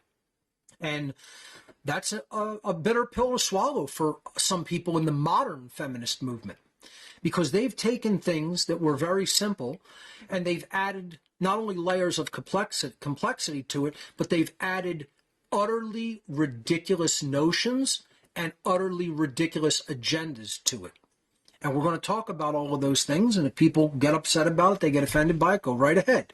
Once again, what I'm about to talk about is still true nonetheless, regardless of how you feel about it, regardless of how it makes you feel when I say it and present it. So the image that I picked for classical feminism on the left there was just two women holding up a sign that says votes for women. Now, once again, I don't believe in voting because I'm an anarchist, right? So I did a whole presentation with Etienne de la Boutier from One Great Work Network at PorcFest called Voting is Violence, right? I'm not somebody that believes that people should go out and try to vote to have one particular political candidate violently impose coercion on everybody else, because I don't believe in coercion.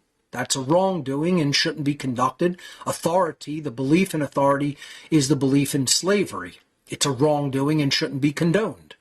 Government shouldn't be condoned, so I don't really believe in voting for men or women.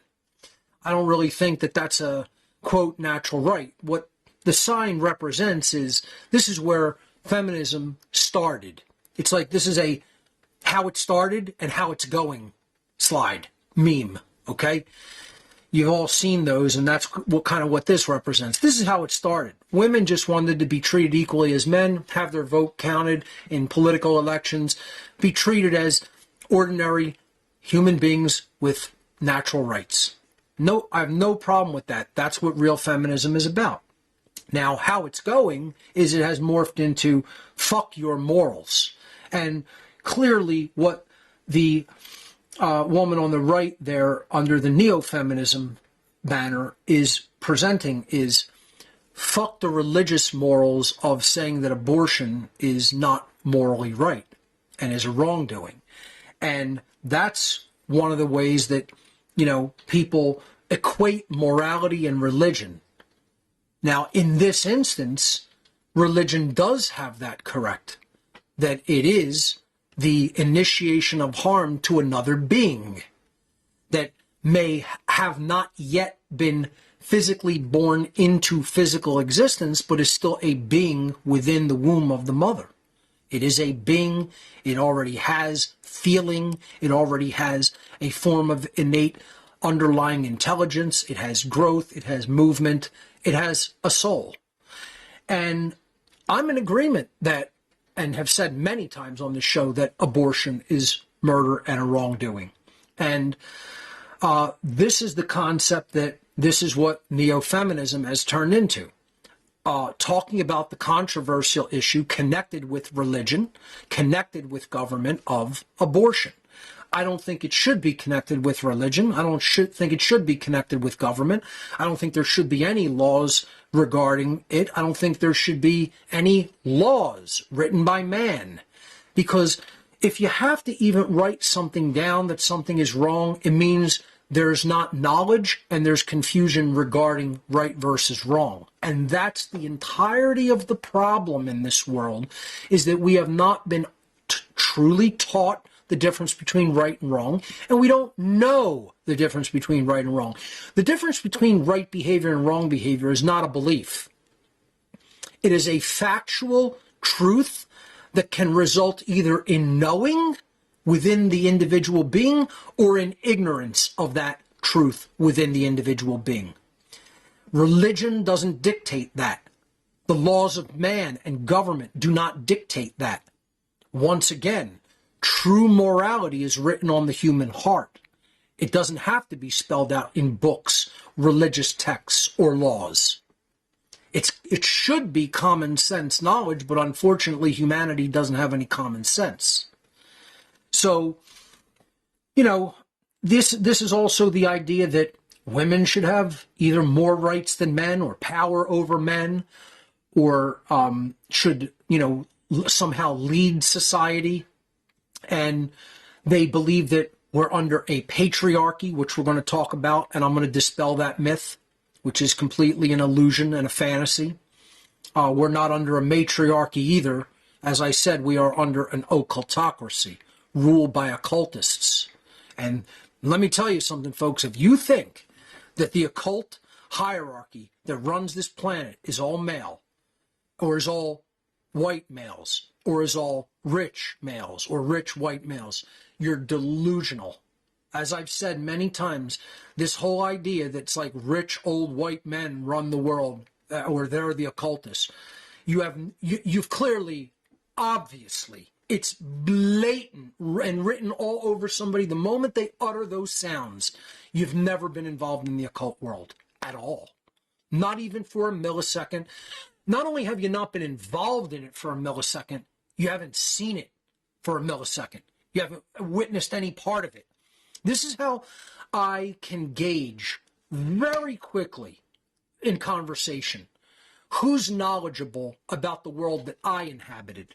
Because, if you spent all your time in a particular city and you know all of the underbelly of the city, you know every part of the city, every dynamic, all the transportation, all the clubs, all the people, all the, the buildings, the routes, you name it.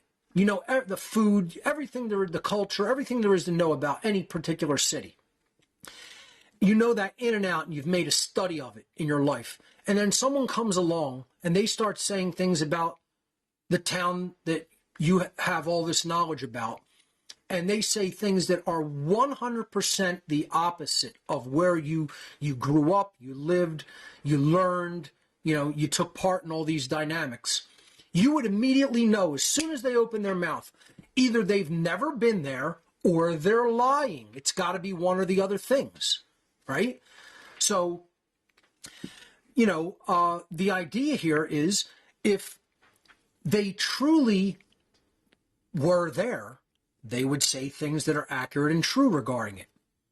So it's got to be that they either were never there or they were lying. It's like guys talking in a bar about being in war and somebody rolling up who's never ever been in any combat in any aspect of the military and saying, I know everything there is to know about that. And then they open their mouth and they say things that are 100% inaccurate, and the guys who actually were in combat look at them like, what an asshole, trying to say that he knows anything about this when he clearly was never there, because they were and they know. This is the dynamic that I'm talking about regarding the occult aspects of this, where it comes from, right? When I say there's no patriarchy, there's an occultocracy, I've been in the occult. I've not only been in it, I've been a priest within the priest class of satanic occultism. Now, by my own admission, I did not move high up the hierarchy of the whole world network of Satanism and dark occultism.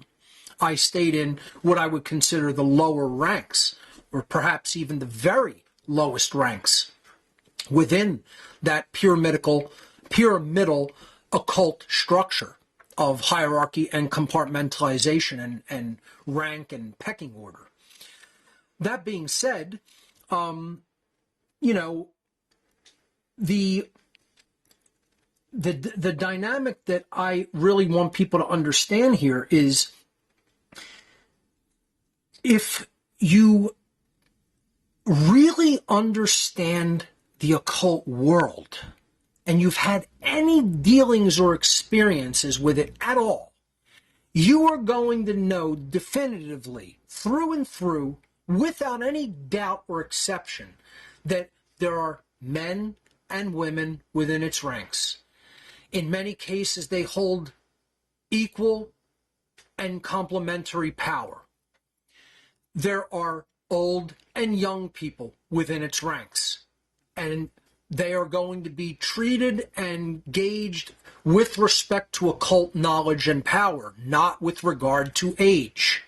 I saw people within the occult world that were giving orders to people that were twice their age at younger ages, because they were more knowledgeable and had what they considered, and there's, you know, other superiors within the occult structure considered they had greater occultic power than did their, you know, elders in biological age. It doesn't matter if it's men or women. It doesn't matter if it's old or young. It doesn't matter if it's rich or poor. There were people in the occult world that had not a lot of physical resources in the world regarding money and assets and wealth, etc., physical wealth. And they were treated with greater levels of respect than some billionaires. You know, I talked about Alan Greenspan being involved in the occult. I don't think he was as influential as many people with far lesser money than him. And it goes on and on. These dichotomies are real, and they don't work the way people think they do. See, we have these limited in-box forms of thinking. Like, oh, we've been told it's this. And so our mind just goes right to that preconceived mental box of, oh, it's all rich, old white men. Like, just because a lot of bankers happen to be that. We go into, oh, it's all Freemasons, oh, it's all Jews, oh, it's all Rosicrucians, oh, it's all Jesuits. It's like, no, folks, there's tons of interconnected, overlapping networks having to do with religion, having to do with banking, having to do with other institutions, and they're all in ultimately the same higher level mindset of, I'm just living my life for a completely selfish agenda. I'm living my life about only what I could do for me. I'm going to get mine, even if I have to step over everybody else to do it. And that's ultimately what the heart of Satanism and the heart of Satan itself is. That's the involutionary force that prevents us from an accurate understanding of natural law and prevents us from moving toward true evolutionary progress. So getting back to my slide here of, you know, how it started versus how it's going. The, you know, woman on the right here would be very likely to believe, oh, it's a patriarchy, not understand any aspects of the occult, and certainly not understand aspects of the occult that even some young, poor, non-white women can have some of the greatest levels of occult power. Believe it or not. It has nothing to do with perceived station in society. All it has to do with is how powerful are you at advancing the agenda, the involutionary satanic agenda that the ultimate force of darkness in the universe wants to put people into and under its spell. If you can do that at a more accelerated pace than an old rich billionaire, white billionaire can, then a young black female who doesn't even have that much money is going to be more encouraged in the occult world. And if you can't see outside of that preconceived perceptual box, then you don't understand the occult at all. I can tell, like I said, just by people saying anything about it, you aren't involved, you haven't seen it, and you know absolutely nothing about it. And that really goes to how brainwashed somebody is about something they don't know anything about yet. You know, it goes to how attached to your belief system are you. And in this instance, when it comes to neo-feminism, not only how attached to your belief system, but how attached to your cult. Because just like the order follower cult, the neo-feminism agenda constitutes a cult. This is cult-mindedness. This is cult belief. And in many cases, it's cult behavior. And if you can't look at the differences between these two pictures and see that they're blatant and dramatic and drastic, and that the women on the left there are, you know, just advocating for their own natural rights as they see it from their perspective, and the woman on the right there is in a cult, once again, I feel bad for you. That means that you're under such delusion and brainwashing that you can't see the difference between advocating for rights versus acting in deep and distorted cult belief systems. So let's look at some of the qualities and characteristics of classical feminism versus neo-feminism. Just a very short list on each side. Classical feminism stood for, originally, equality for both genders in natural human rights.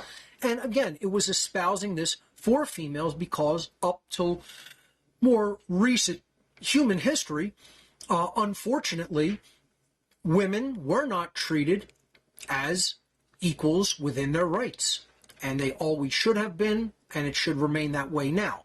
So this is what classical feminine originally espoused and promoted and championed. And there's absolutely nothing wrong with those things. It also championed the idea that women should receive the same pay for the same work being conducted. I also believe in that. If you're providing value and you're going to receive payment for it in the result of a salary or any other compensation, men and women who do the same type of job and produce the same results should be, receive equal compensation for those things. If there is a discrepancy there and it really is the same work, then that's not something that is truly fair and just. So I believe that principle. Doesn't matter what gender biologically you are, if you're doing the same job, you should be compensated for it equally. And classical feminism did not believe in a patriarchy or matriarchy, but it ultimately wanted equality under rights, not sameness of appearance, not sameness of capabilities, not sameness of roles within human society. It wanted sameness of rights. Equality within rights is what was important in classical feminism. And it did not believe or accept in the presence or existence of a patriarchy or matriarchy, nor did it advocate for a patriarchy or matriarchy. It ultimately long-term championed and desired cooperation between the biological genders of male and female. And I have no problem with that. I stand for all of the principles there on the left. Neo-feminism, however, got twisted and morphed and distorted. And let me just briefly tell you why. Okay? It got morphed and distorted because the occult social engineers saw feminism, and they saw classical feminism as an opportunity to do many things. They saw it as an ability not only to bring women into the workforce and then tax them on their labor, which they wanted to remove them from the natural role of mother, of head of the household, as insofar as maintaining the family unit, morally educating the children, a caretaker of the family in general. from a nurturing and care, heart-based perspective. And they wanted to make them more like men. And one of the reasons for that from a social engineering perspective is if you make everybody more the same, right, where they don't have their unique identities and roles, then everybody sees themselves as under the same authority, within the same system, not having any differentiation. See, a big role in Satanism, and one of the things I talked about when I talked about my involvement in an organization here in Pennsylvania, which I don't even know whether it still exists, but I had involvement with it, called the Whitehall Church of Satan, which is in Whitehall, Pennsylvania, just outside of Allentown, Pennsylvania.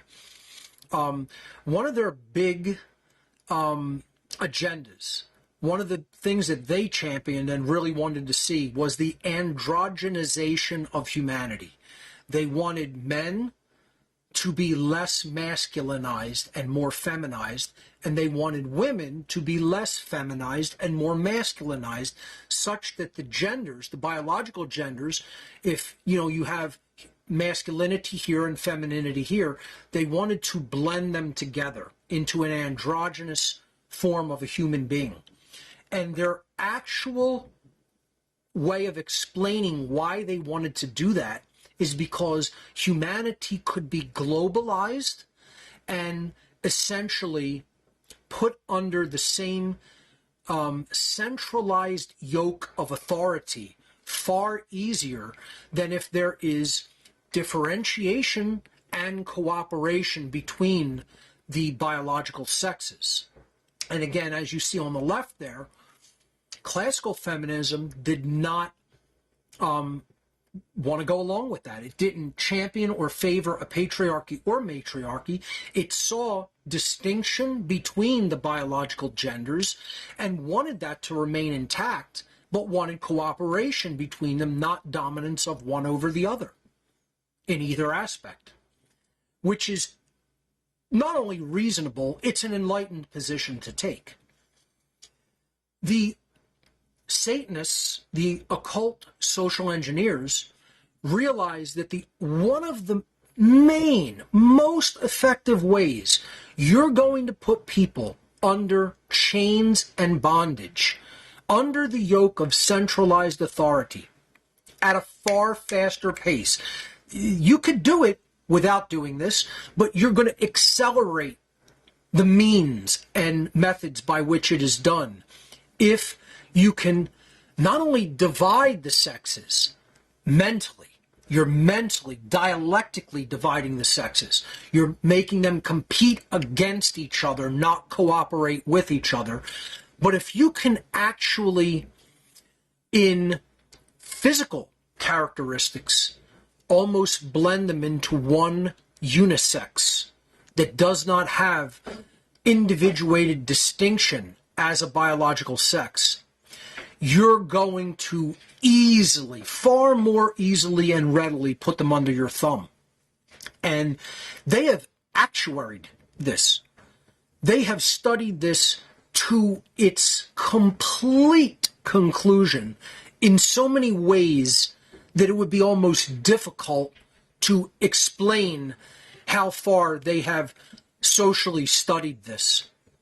And that's why they, and we're going to talk about this later in the presentation, they put chemicals in the food and water to try to make the genders slowly dissolve into each other and not have the kind of distinction that they once did.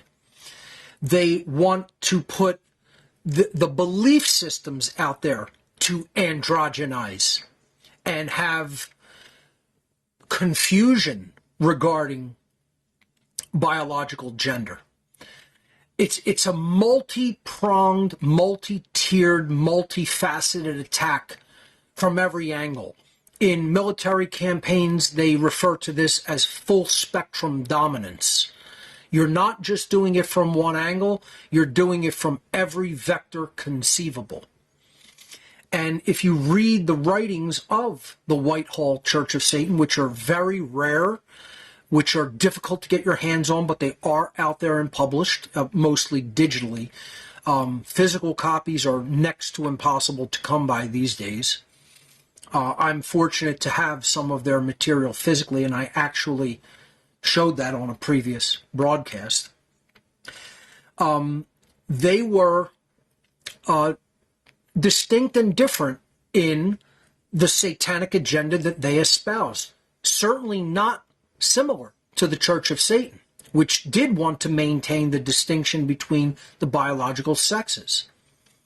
I was involved in both organizations and saw the dichotomy and saw how the occultists that were members of each did disagree. They're not always on the exact same page, folks. You have to understand it's complex. There's a lot of people involved. There's a lot of minds involved. They don't just automatically, immediately snap their fingers and agree. So there are factions of Satanism that truly champion this neo-feminism agenda of creating androgyny, of waging war on masculinity, and in doing so, waging war on femininity. See, neo-feminism is not about making women stronger, as we're going to see, and we're going to go over and over again throughout this extended presentation format, that it is not really seeking to make women stronger. It is seeking to subjugate women by diluting true femininity from a true, unique perspective of the sacred feminine and distort it and denigrate it and devolve it into the unholy feminine. It is not about strength within the female gender.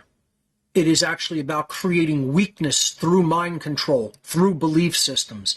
And boy, oh boy, am I going to tell you some of the things that I hear out in society that I'm telling you, the Satanists, who were some of the highest level Satanists that I ever worked with, they would have such grins on their faces. I mean, they would just be like, it's not only working, it's working flawlessly. It is going exactly to plan. And I'll be sharing personal anecdotes. And quite possibly, and I'm going to reveal this today for the first time on this broadcast, I have not set it up fully yet, but I am thinking about doing this. And I have talked with a couple of people who I trust certainly to perhaps help with this operation. I am actually going to go out into society and do some social experiments to completely back up what I'm talking about in the presentation, in the Unholy Feminine presentation. And I'm not going to tell you the nature of those experiments until I have confirmed that they are going to be done, and we'll gather all the data and we'll present the data here toward the end, perhaps as an addendum to the presentation itself. But if in fact I do get the cooperation that I would require, we will share the results, and I guarantee you'll be astounded by them, and you'll be astounded by the presentation that I set up. The experiment that I set up, I should say.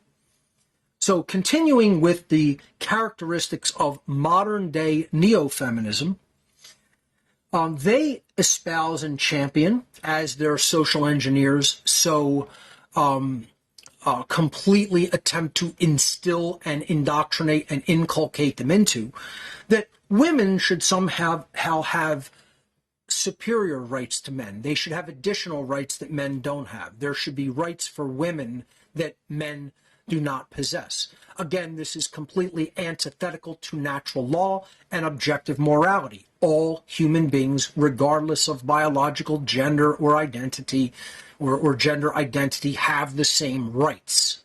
Okay? And we'll be talking about that as well in the presentation, the distinction between biological gender versus gender identity. You know, I have no problem or issue with people wanting to see themselves in a different way. Don't confuse that, however, with biological gender. They are different things. You know, I have transsexual friends. I have gay friends. I have bi friends. These are not even issues to me. I don't even consider that something that I even gauge a person based upon. They're just a person. All I want to know is, do you understand the difference between right and wrong? Do you know true freedom? Do you want true freedom? Can you espouse true freedom? Can you teach what true freedom and true morality is to others? And guess what? If someone is gay, if someone is bi, if someone is trans, if someone identifies in any particular way, as long as they can do those things, you're a friend of mine. You know, that's all. So, neo-feminists, unfortunately, insist that somehow women are or should be treated in a superior capacity to men or have superior rights to biological men. This is nonsense. This is completely antithetical to natural law and objective morality. Everyone has the same rights because rights are the same thing for everybody. They're actions which do not initiate harm to other sentient beings. How would that be different for a biological man, a biological woman, a trans man or woman, etc.? You know, it isn't, because they're behaviors. Okay? And if, regardless of who does the behavior, if it's wrong, it's wrong. Regardless of who performs the behavior, if it doesn't initiate harm, it's reserved as a right. So this whole first general principle of neo-feminism, and these are the general principles of neo-feminism, they are not invented, made up, or exaggerated, is illegitimate on its face based upon morality and natural law. The second characteristic that I limited, just to list a few, was the neo-feminism attempts to equate genders in all aspects, not just rights. And that's exactly what I was just previously talking about. Again, there is biological gender. Okay, people tend to talk about that in the term biological sex, male or female. That is not identity, what someone wants to view themselves as. And we can get into all kinds of debates of where that comes from, what it means, etc. But hey, if someone wants to view themselves as something, that's not for me to tell them, you know, that they can't view themselves as that. It doesn't mean that they're biologically that, but they can perceive how they want to perceive. Okay? Neo-feminism wants to equate that with actual gender, with actual biological, physical gender. And that's not the same thing.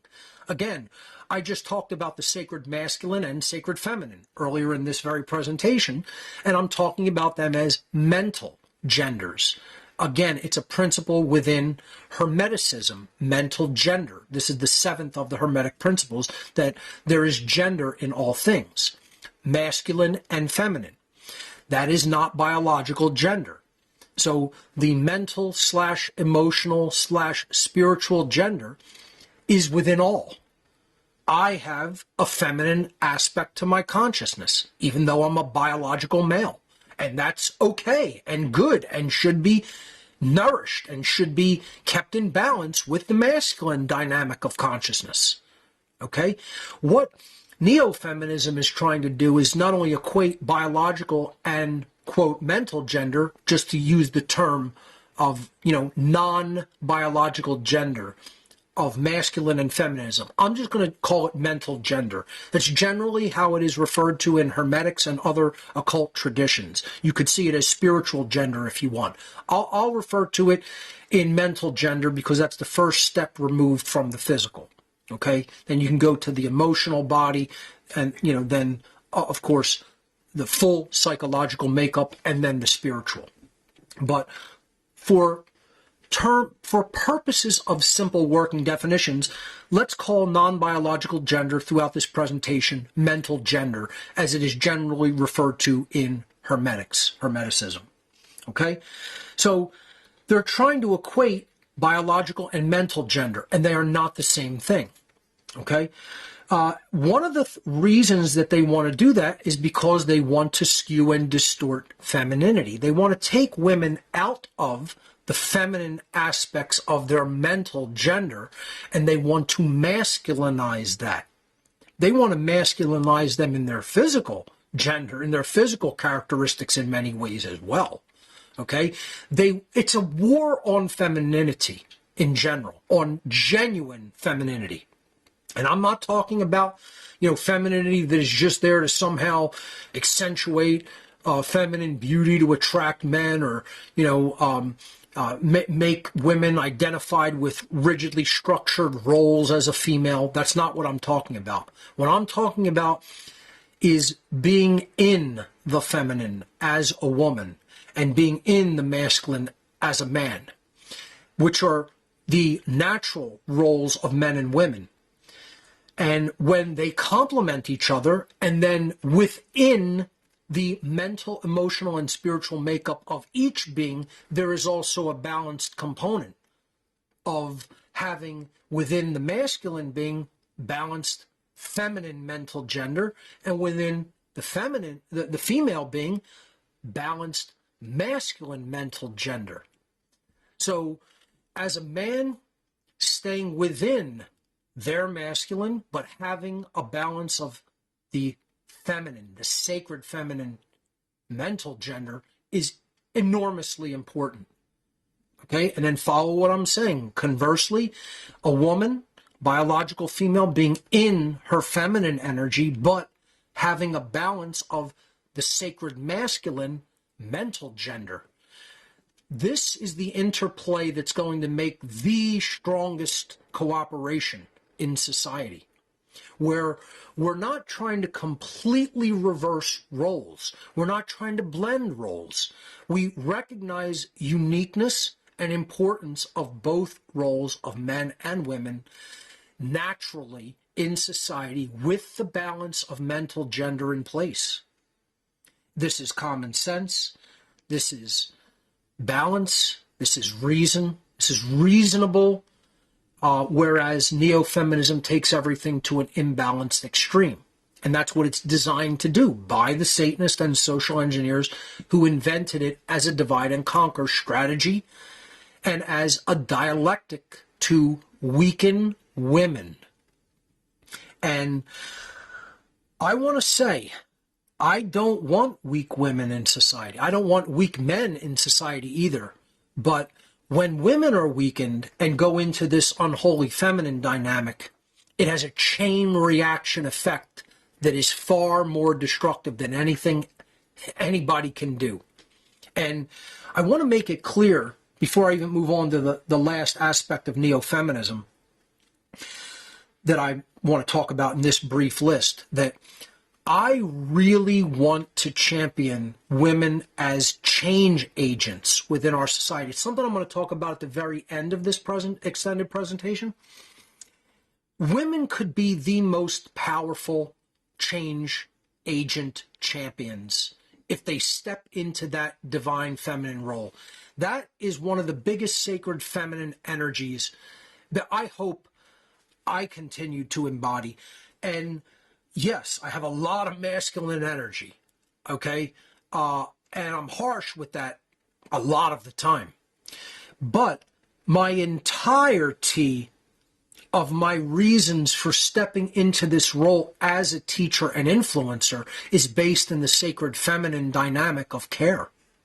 True care, what I call the eighth and lost hermetic principle, that is it's not even lost. It's so all-encompassing that I don't even think the Hermeticists saw this principle because it's so big.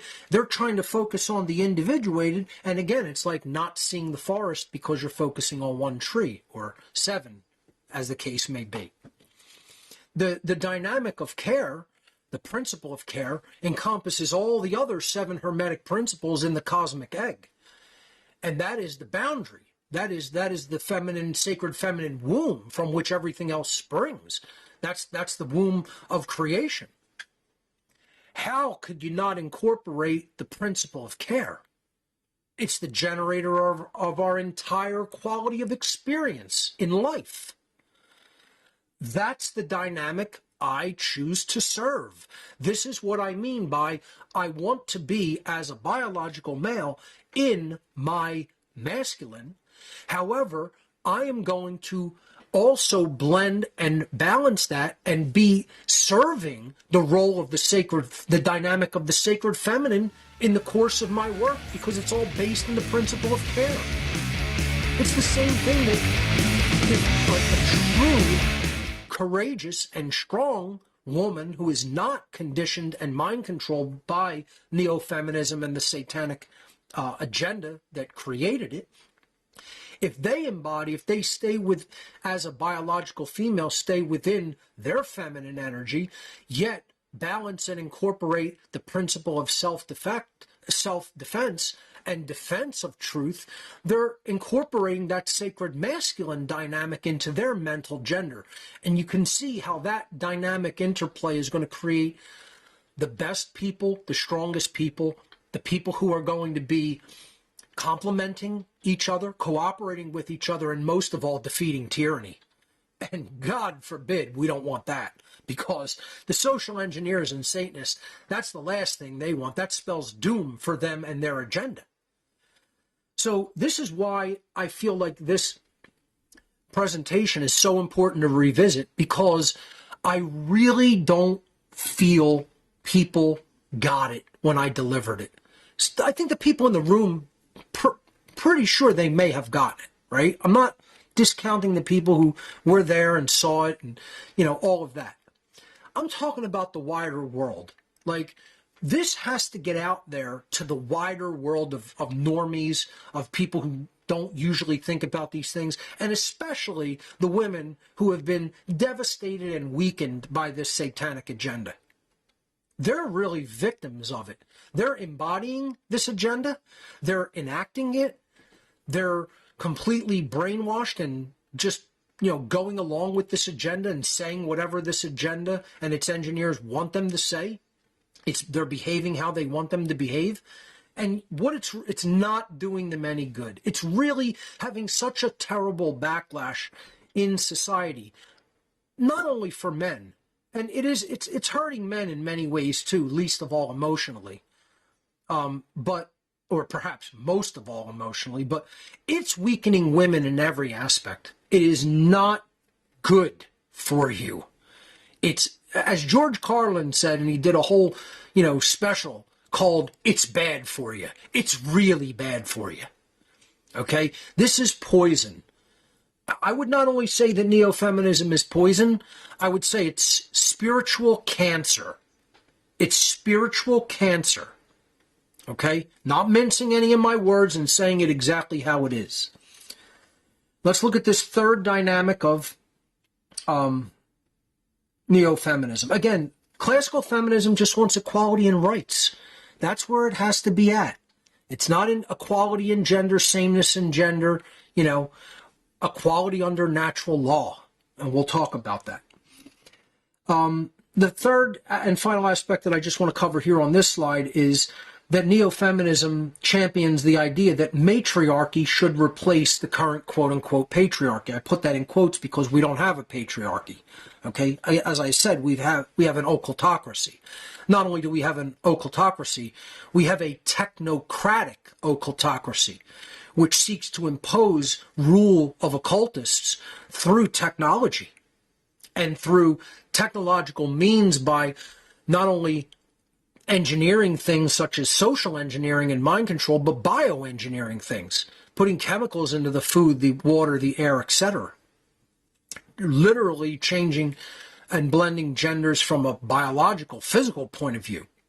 We're under dysgenics in the physical, not just mental dysgenics and spiritual dysgenics. It's a very real, visceral, physical, in the body agenda of devastation and degradation.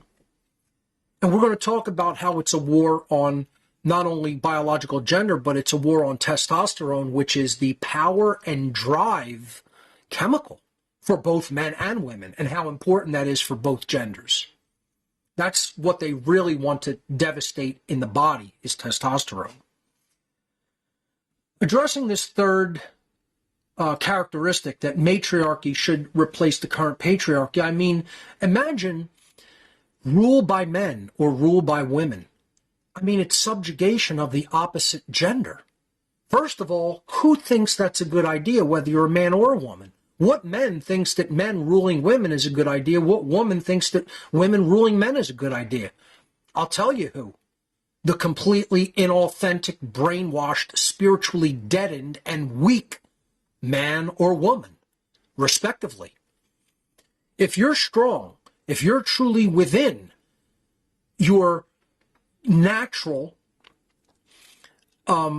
identity as a man or a woman, and you're not only within that, but you're within the larger cosmic identity that you are consciousness having a human experience, and that your mission and agenda in this reality, on this planet, in the here and now, is to end human slavery, because it is a moral wrong and an abomination.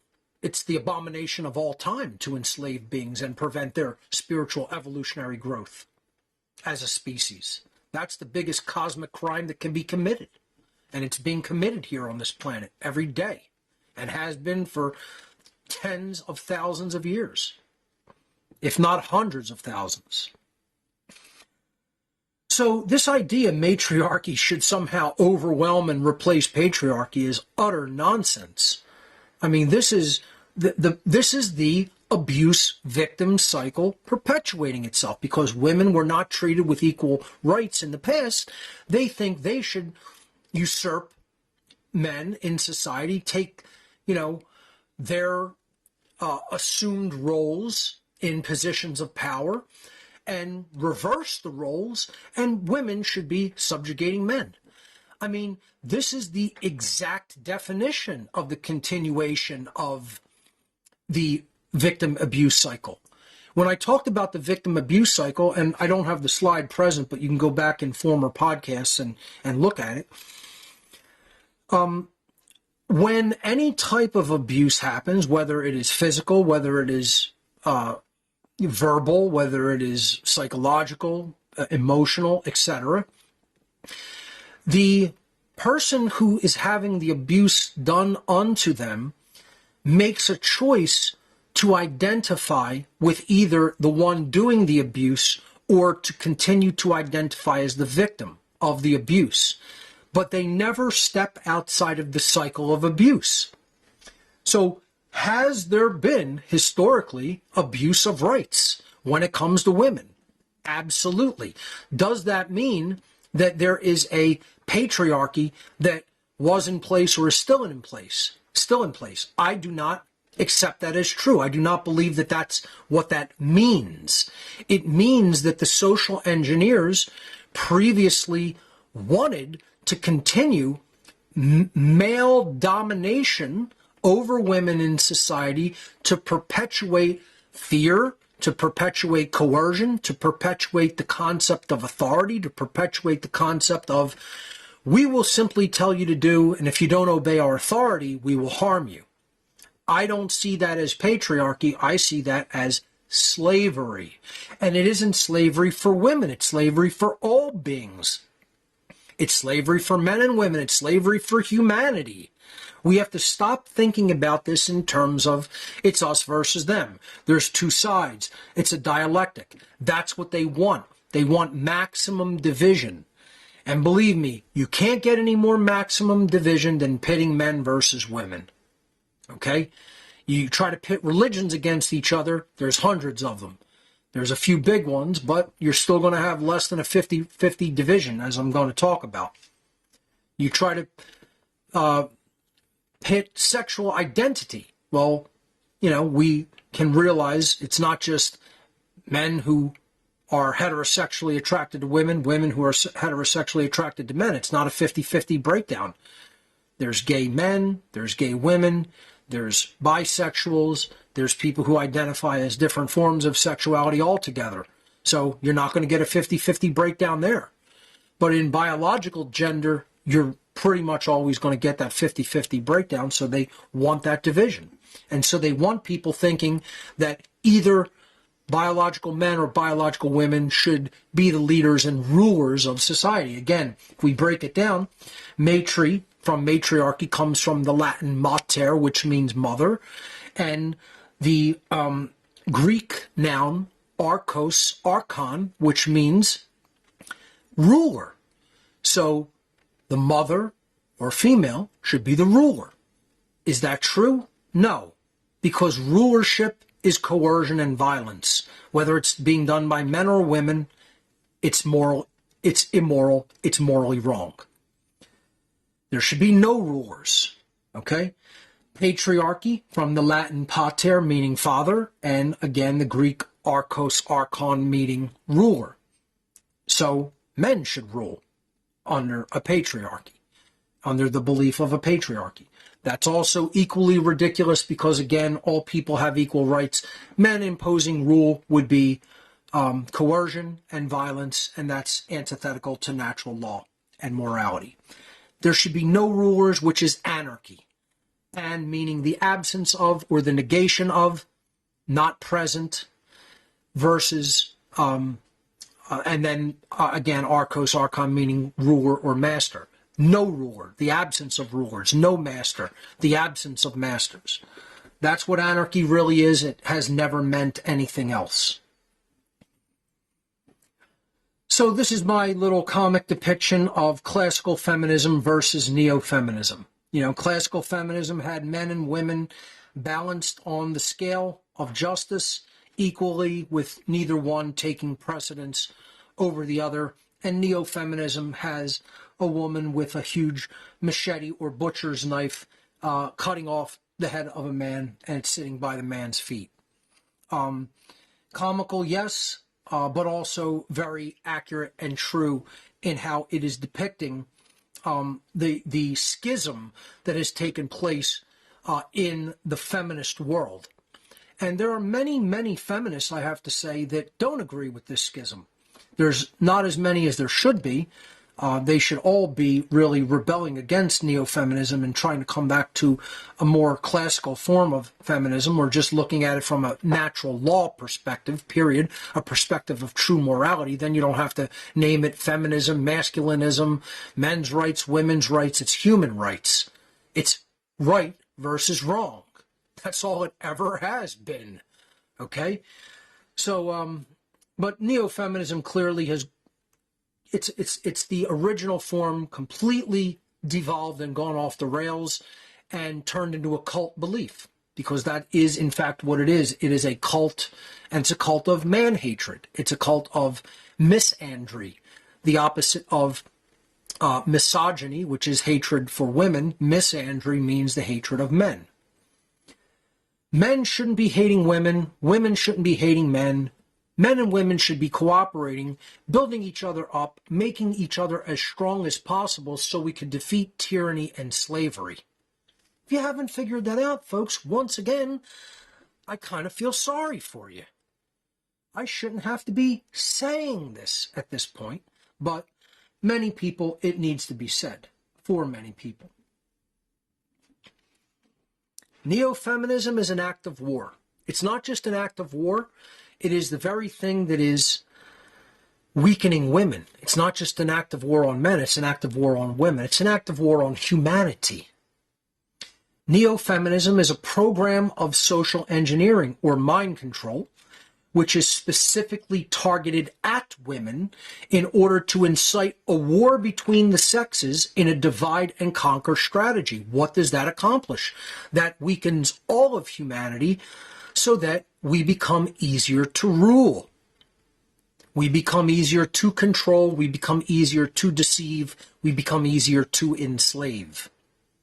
The long-term goal of this manipulated gender war is to weaken both genders to such an extent that it becomes much easier for the entrenched ruling class to subjugate both men and women under their worldwide system of totalitarian control. And they're well on their way to this agenda and its fulfillment. They are winning. We are not winning. We are not seeing the divide and conquer strategy as a people. And believe me, all I need to do is step outside my door to prove it.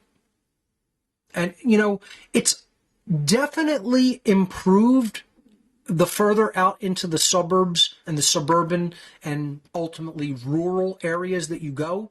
It has not necessarily reached a crescendo of power in those regions, largely because universities are not centered there, which teaches neo-feminism and its satanic agenda. You have people who operate a little bit more according to common sense and their intuitive capacities and are less formally educated according to the indoctrination system, which is not to say that they are uneducated. They're differently educated, and they don't buy into the agendas of the modern indoctrination system as much the more into the rural countryside that you go. This is certainly true because the social engineers, the Satanists, want the bulk of people. And the bulk of people, let's face it, are concentrated in modern cities. It used to be 80% agrarian culture and 20% urban. It is now at least reversed, if not more. It's probably far closer to 90% urban and only about 10% agrarian/rural. So it's a numbers game, and that's where they want to go. It's like putting a computer virus out into the world, just like neo-feminism is a virus of the mind. What are you going to target? Are you going to target Linux? No. You're going to target Windows. Are you going to target the Mac? No, you're going to target Windows. Windows is where about 95% of the user base of the world, especially in the business world, where important computers are probably going to be used and employed and deployed in a business capacity. You know, not to say that that's the important thing of the world, but they look at it like, hey, that keeps the economy running. So they want to put the virus in a place that's going to attack that dynamic of society. You're going where the numbers are. Right? It's the same thing with neo-feminism. They're going to attack the cities. They're going to attack universities. They're going to put the agenda in the universities that are focused and concentrated on urban life because they're going to get the numbers that way. So just wanted to touch upon that aspect of it there. And this is what I've just been referring to this dynamic as. It is a gender war. So this is warfare. Again, what the occultists and social engineers ultimately want to create is what they themselves refer to as full spectrum dominance. This means you're going to conquer people in every conceivable way. You're going to beat spirituality out of them. You're going to weaken them physically. You're going to make them ignorant. You're going to pit them against each other in every conceivable dynamic, religion, age, gender, okay? They want people divided so that they're easier to control and conquer. And this is what neo-feminism is in itself, a smaller part within the larger war of the genders that the social engineers have been creating and maintaining. This is nothing new. Folks, I just want people to understand this war has been going on since time immemorial, and it's always been socially engineered to weaken humanity. It's not a natural thing. War is not natural. War is engineered. This is no different. This is a mental war. It's psi-war. Okay? You have aspects of war that are physical. They're dynamic. They're engaged in the physical domain with bombs, bullets, planes, missiles, etc. That's called fizz war. And, you know, it sounds like, oh, fizzy bubbles. No, like physical. Fizz war. Physical war. Okay? Traditional warfare. Then you have psi war. Okay? Psi war is war in the mind. It's disinformation, misinformation, deliberate deception, misleading people, indoctrinating people, putting them under a spell or a trance to get them to think things that weaken them so that they can easily be conquered. It's one of the biggest aspects of warfare is psychological warfare. The gender war falls firmly under the category of psi war, psychological warfare. We are talking here in this presentation about psyops. Okay? Psyops. And neo-feminism is a psyop. So let's look at what the gender war is and why it's so important to the social engineers and the satanic ruling class. Most people are completely ignorant of the fact that the ongoing and largely undeclared gender war is an occult eugenics agenda and psi war. It's psychological warfare. It's a psyop.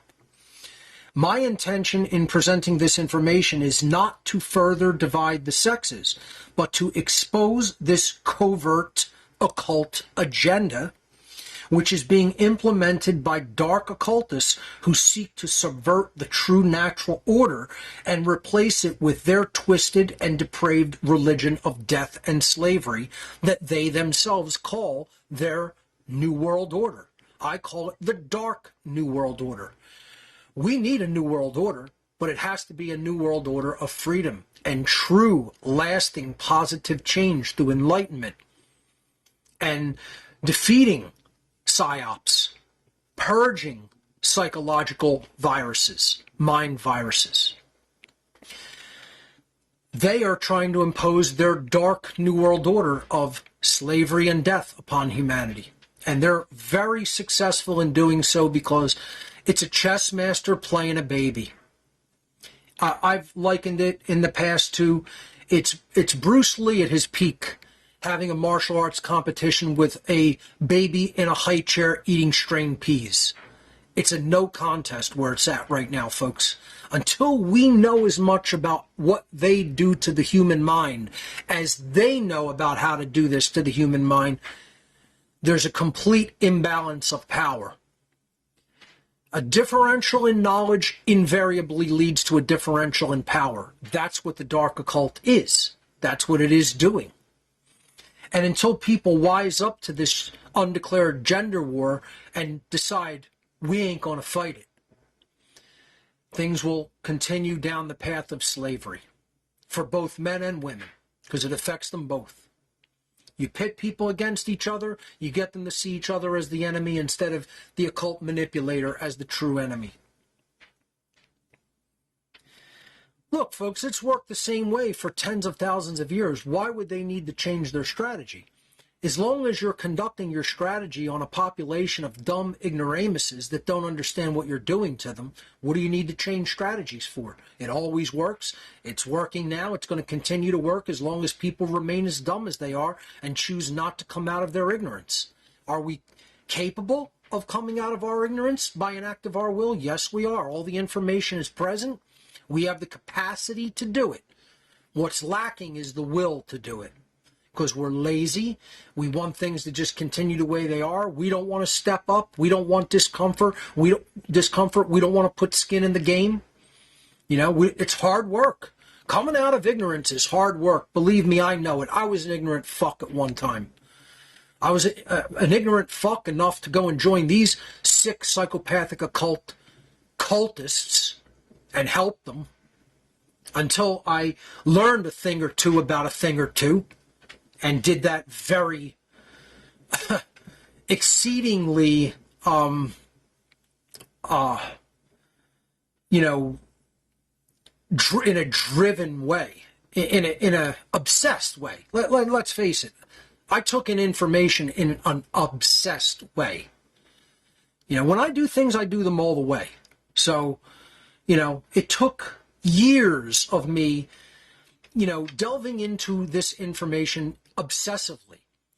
I like to think that because of my efforts and because of many other people's efforts, both men and women, it's easier for people to come out of the trance today than it was even when I came out of it back in the early 2000s. Because information can be condensed now. It can be put in formats like this, and people can learn this in a couple of years instead of a couple decades. Maybe even less than a year if they're very driven.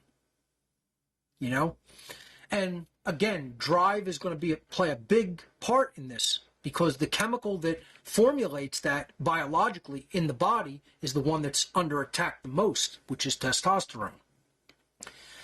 What the gender war is, what the whole avenue of psyops that created the neo-feminist movement and agenda is it is a dialectical manipulation. It's what I call polarization dialectics.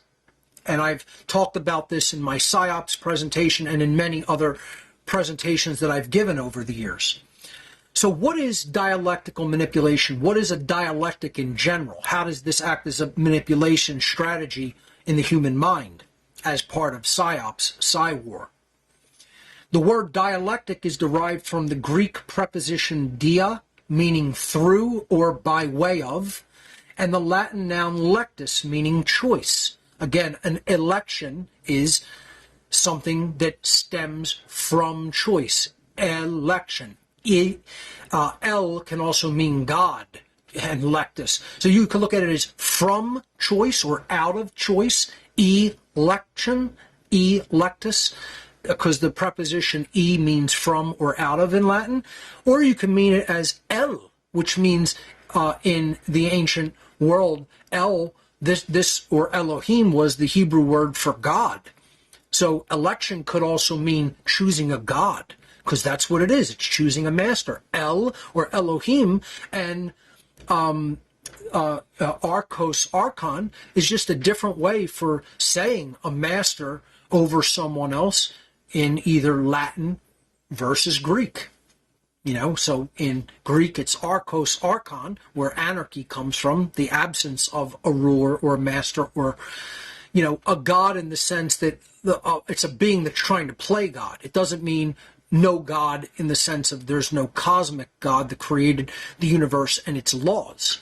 It means that there is no God above you in human form that's playing God, that's trying to usurp the role of God as being the author of law. So it's an interesting dynamic that you could look at an election like that, but just, it's the same word, the same root word from Latin, lectus, or choice, that the word election comes from. Dialectic means two choices. Dia is also another way of saying two, okay? Dichotomy, right? But dia means through or by way of, a method of getting there, right? So you're giving people the choice, and it's often a false dual or binary choice between left and right, between one form of a political ruling party or another form of a ruler, okay? Like Republican versus Democrat, conservative versus liberal, okay?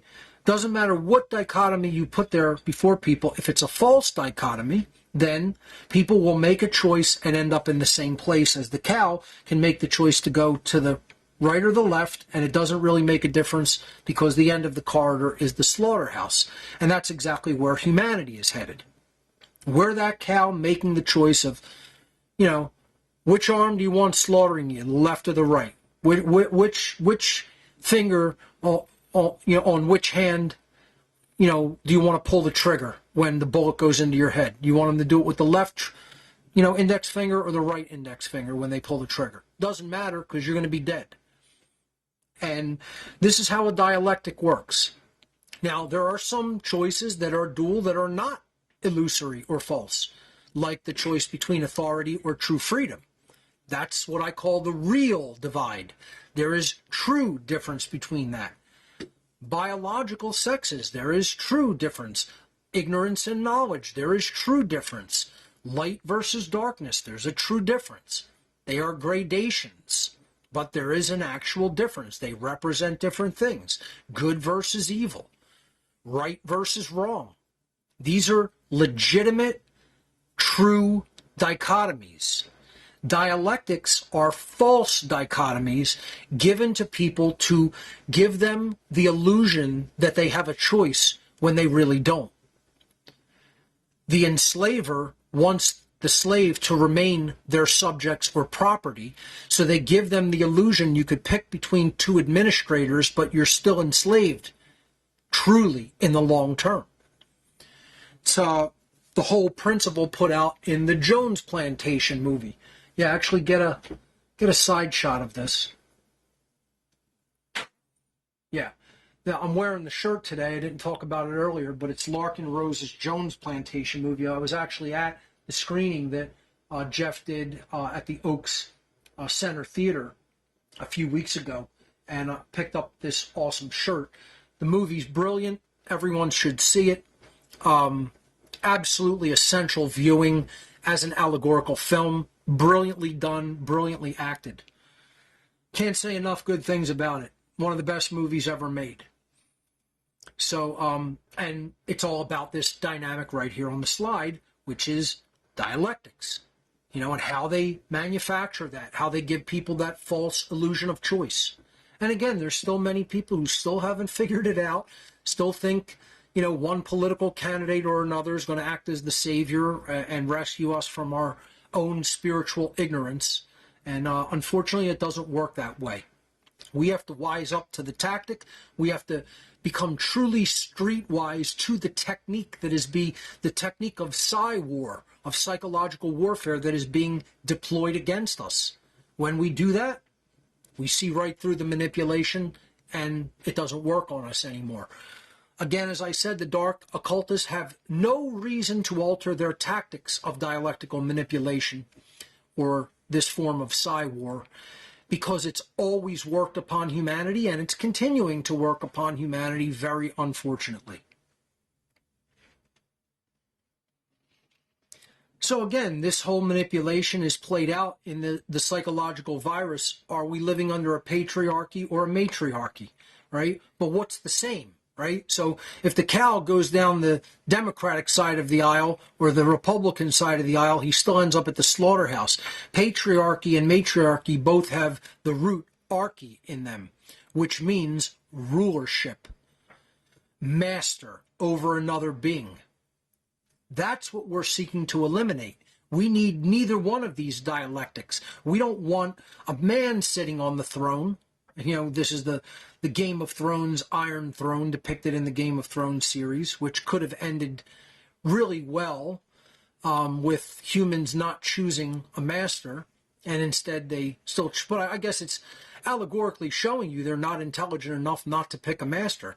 It's not that a man should be seated on the throne. It's not that a woman should be seated on the throne. We should stop trying to look at this as a continuation of, a parental authority figure and stop voting for either mommy or daddy. And, as I talked about in Cosmic Abandonment, that these are just psychological proxies for parents because they were absent or not doing their job effectively. Whether they were physically absent or they were absent emotionally or they didn't provide for us in innumerable different ways, because a child needs many forms of support and resources provided for them, not just physically being there. Parents often failed us, so we look to the state as a proxy parent, and that's why there are always two. The dialectic. The mommy or the daddy. The Democrat is the mommy and the Republican is the daddy. In this case, obviously, it's two Democrats, but that's not really the point. The point is that you're always trying to pick a parental figure in the political dialectic, and you're always picking a master. The Iron Throne represented the ruler of the Seven Kingdoms in the Game of Thrones allegorical TV show. And the answer is no one should be ruling humanity. No one should be chosen as king. No one should be royalty. There's nothing special about the blood of any king or queen and never has been. Royalty's always been an illusion. It's been a dialectic. It's saying somehow I'm different and better than you. And it's all a ruse. It's all a war. It's all a psyop. When in fact, the root of both of these terms is arc, which comes from archon. Archos, archon in Greek means ruler or master. We have to look past the dynamic of who's seated upon the throne and look at the dynamic. There's a throne, and there shouldn't be one. There shouldn't even be the concept of a throne to sit upon and rule from.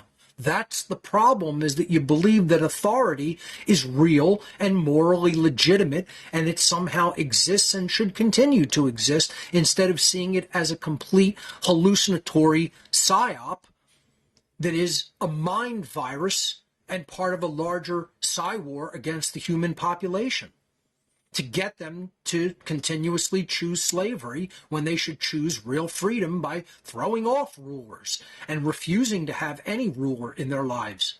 The only ruler in our lives is the God of creation and its laws of the universe that it has laid down in the universe irrevocably and unchangeably. That's the only ruler of creation. That's why the tarot card number 11 is the justice card, which is what I've continuously told people is the ultimate dynamic force within creation. It is the force that can never be unseated from its rulership. Natural law brings us the experiences that we will have to undergo because of how we behaved. The universe is a justice-conserving engine. It's a justice-conserving machine. It's a justice-conserving holodeck or mental construct, if you will. According to the first principle of Hermeticism, all is mind. Everything is a construct of the mind of the all. And we are here to learn the difference between right and wrong behavior and learn and grow in consciousness. So there shouldn't be a throne at all. And in Game of Thrones, all of the people who clung to the power of the throne, the Iron Throne, were killed. They did themselves in. If somebody else didn't do them in, they did themselves in. They, wrought the karma that they brought upon themselves. And the only creature that was actually intelligent enough to destroy the Iron Throne by melting it with its fire was the nature force represented by the dragon. The Dragon Queen couldn't do it. She was too attached to power. That was probably the best hope that humanity had, is that the sacred feminine would see through the lie and realize that there should be no one on the throne and dissolve it herself, and she wasn't powerful enough to do it. That's the unholy feminine depicted in Game of Thrones. Daenerys could not embody the sacred feminine and devolved into the unholy feminine, clinging to power. And, at least they threw the dragon as the nature force of the natural world, destroying the throne because it destroyed the feminine dynamic of Daenerys, who the dragon respected as its mother. Very interesting allegory. I still think the message really could have been sent louder and clearer if humans decided the Game of Thrones has to end and the Iron Throne has to be dissolved by our will. George R.R. Martin had a unique opportunity in that series to send a message to humanity, and it's sad and unfortunate that he failed to do it. So the point here is, don't get caught up in dialectical manipulation and understand it as a mind control and psyop tactic. And don't fall for matriarchy or patriarchy. Another dynamic that I wanted to talk about that goes kind of hand in hand with this presentation, that goes hand in hand with my two-masked same face presentation, is dialectical manipulation does not have to affect both parties. As long as one side buys into a dialectical manipulation, it has already succeeded.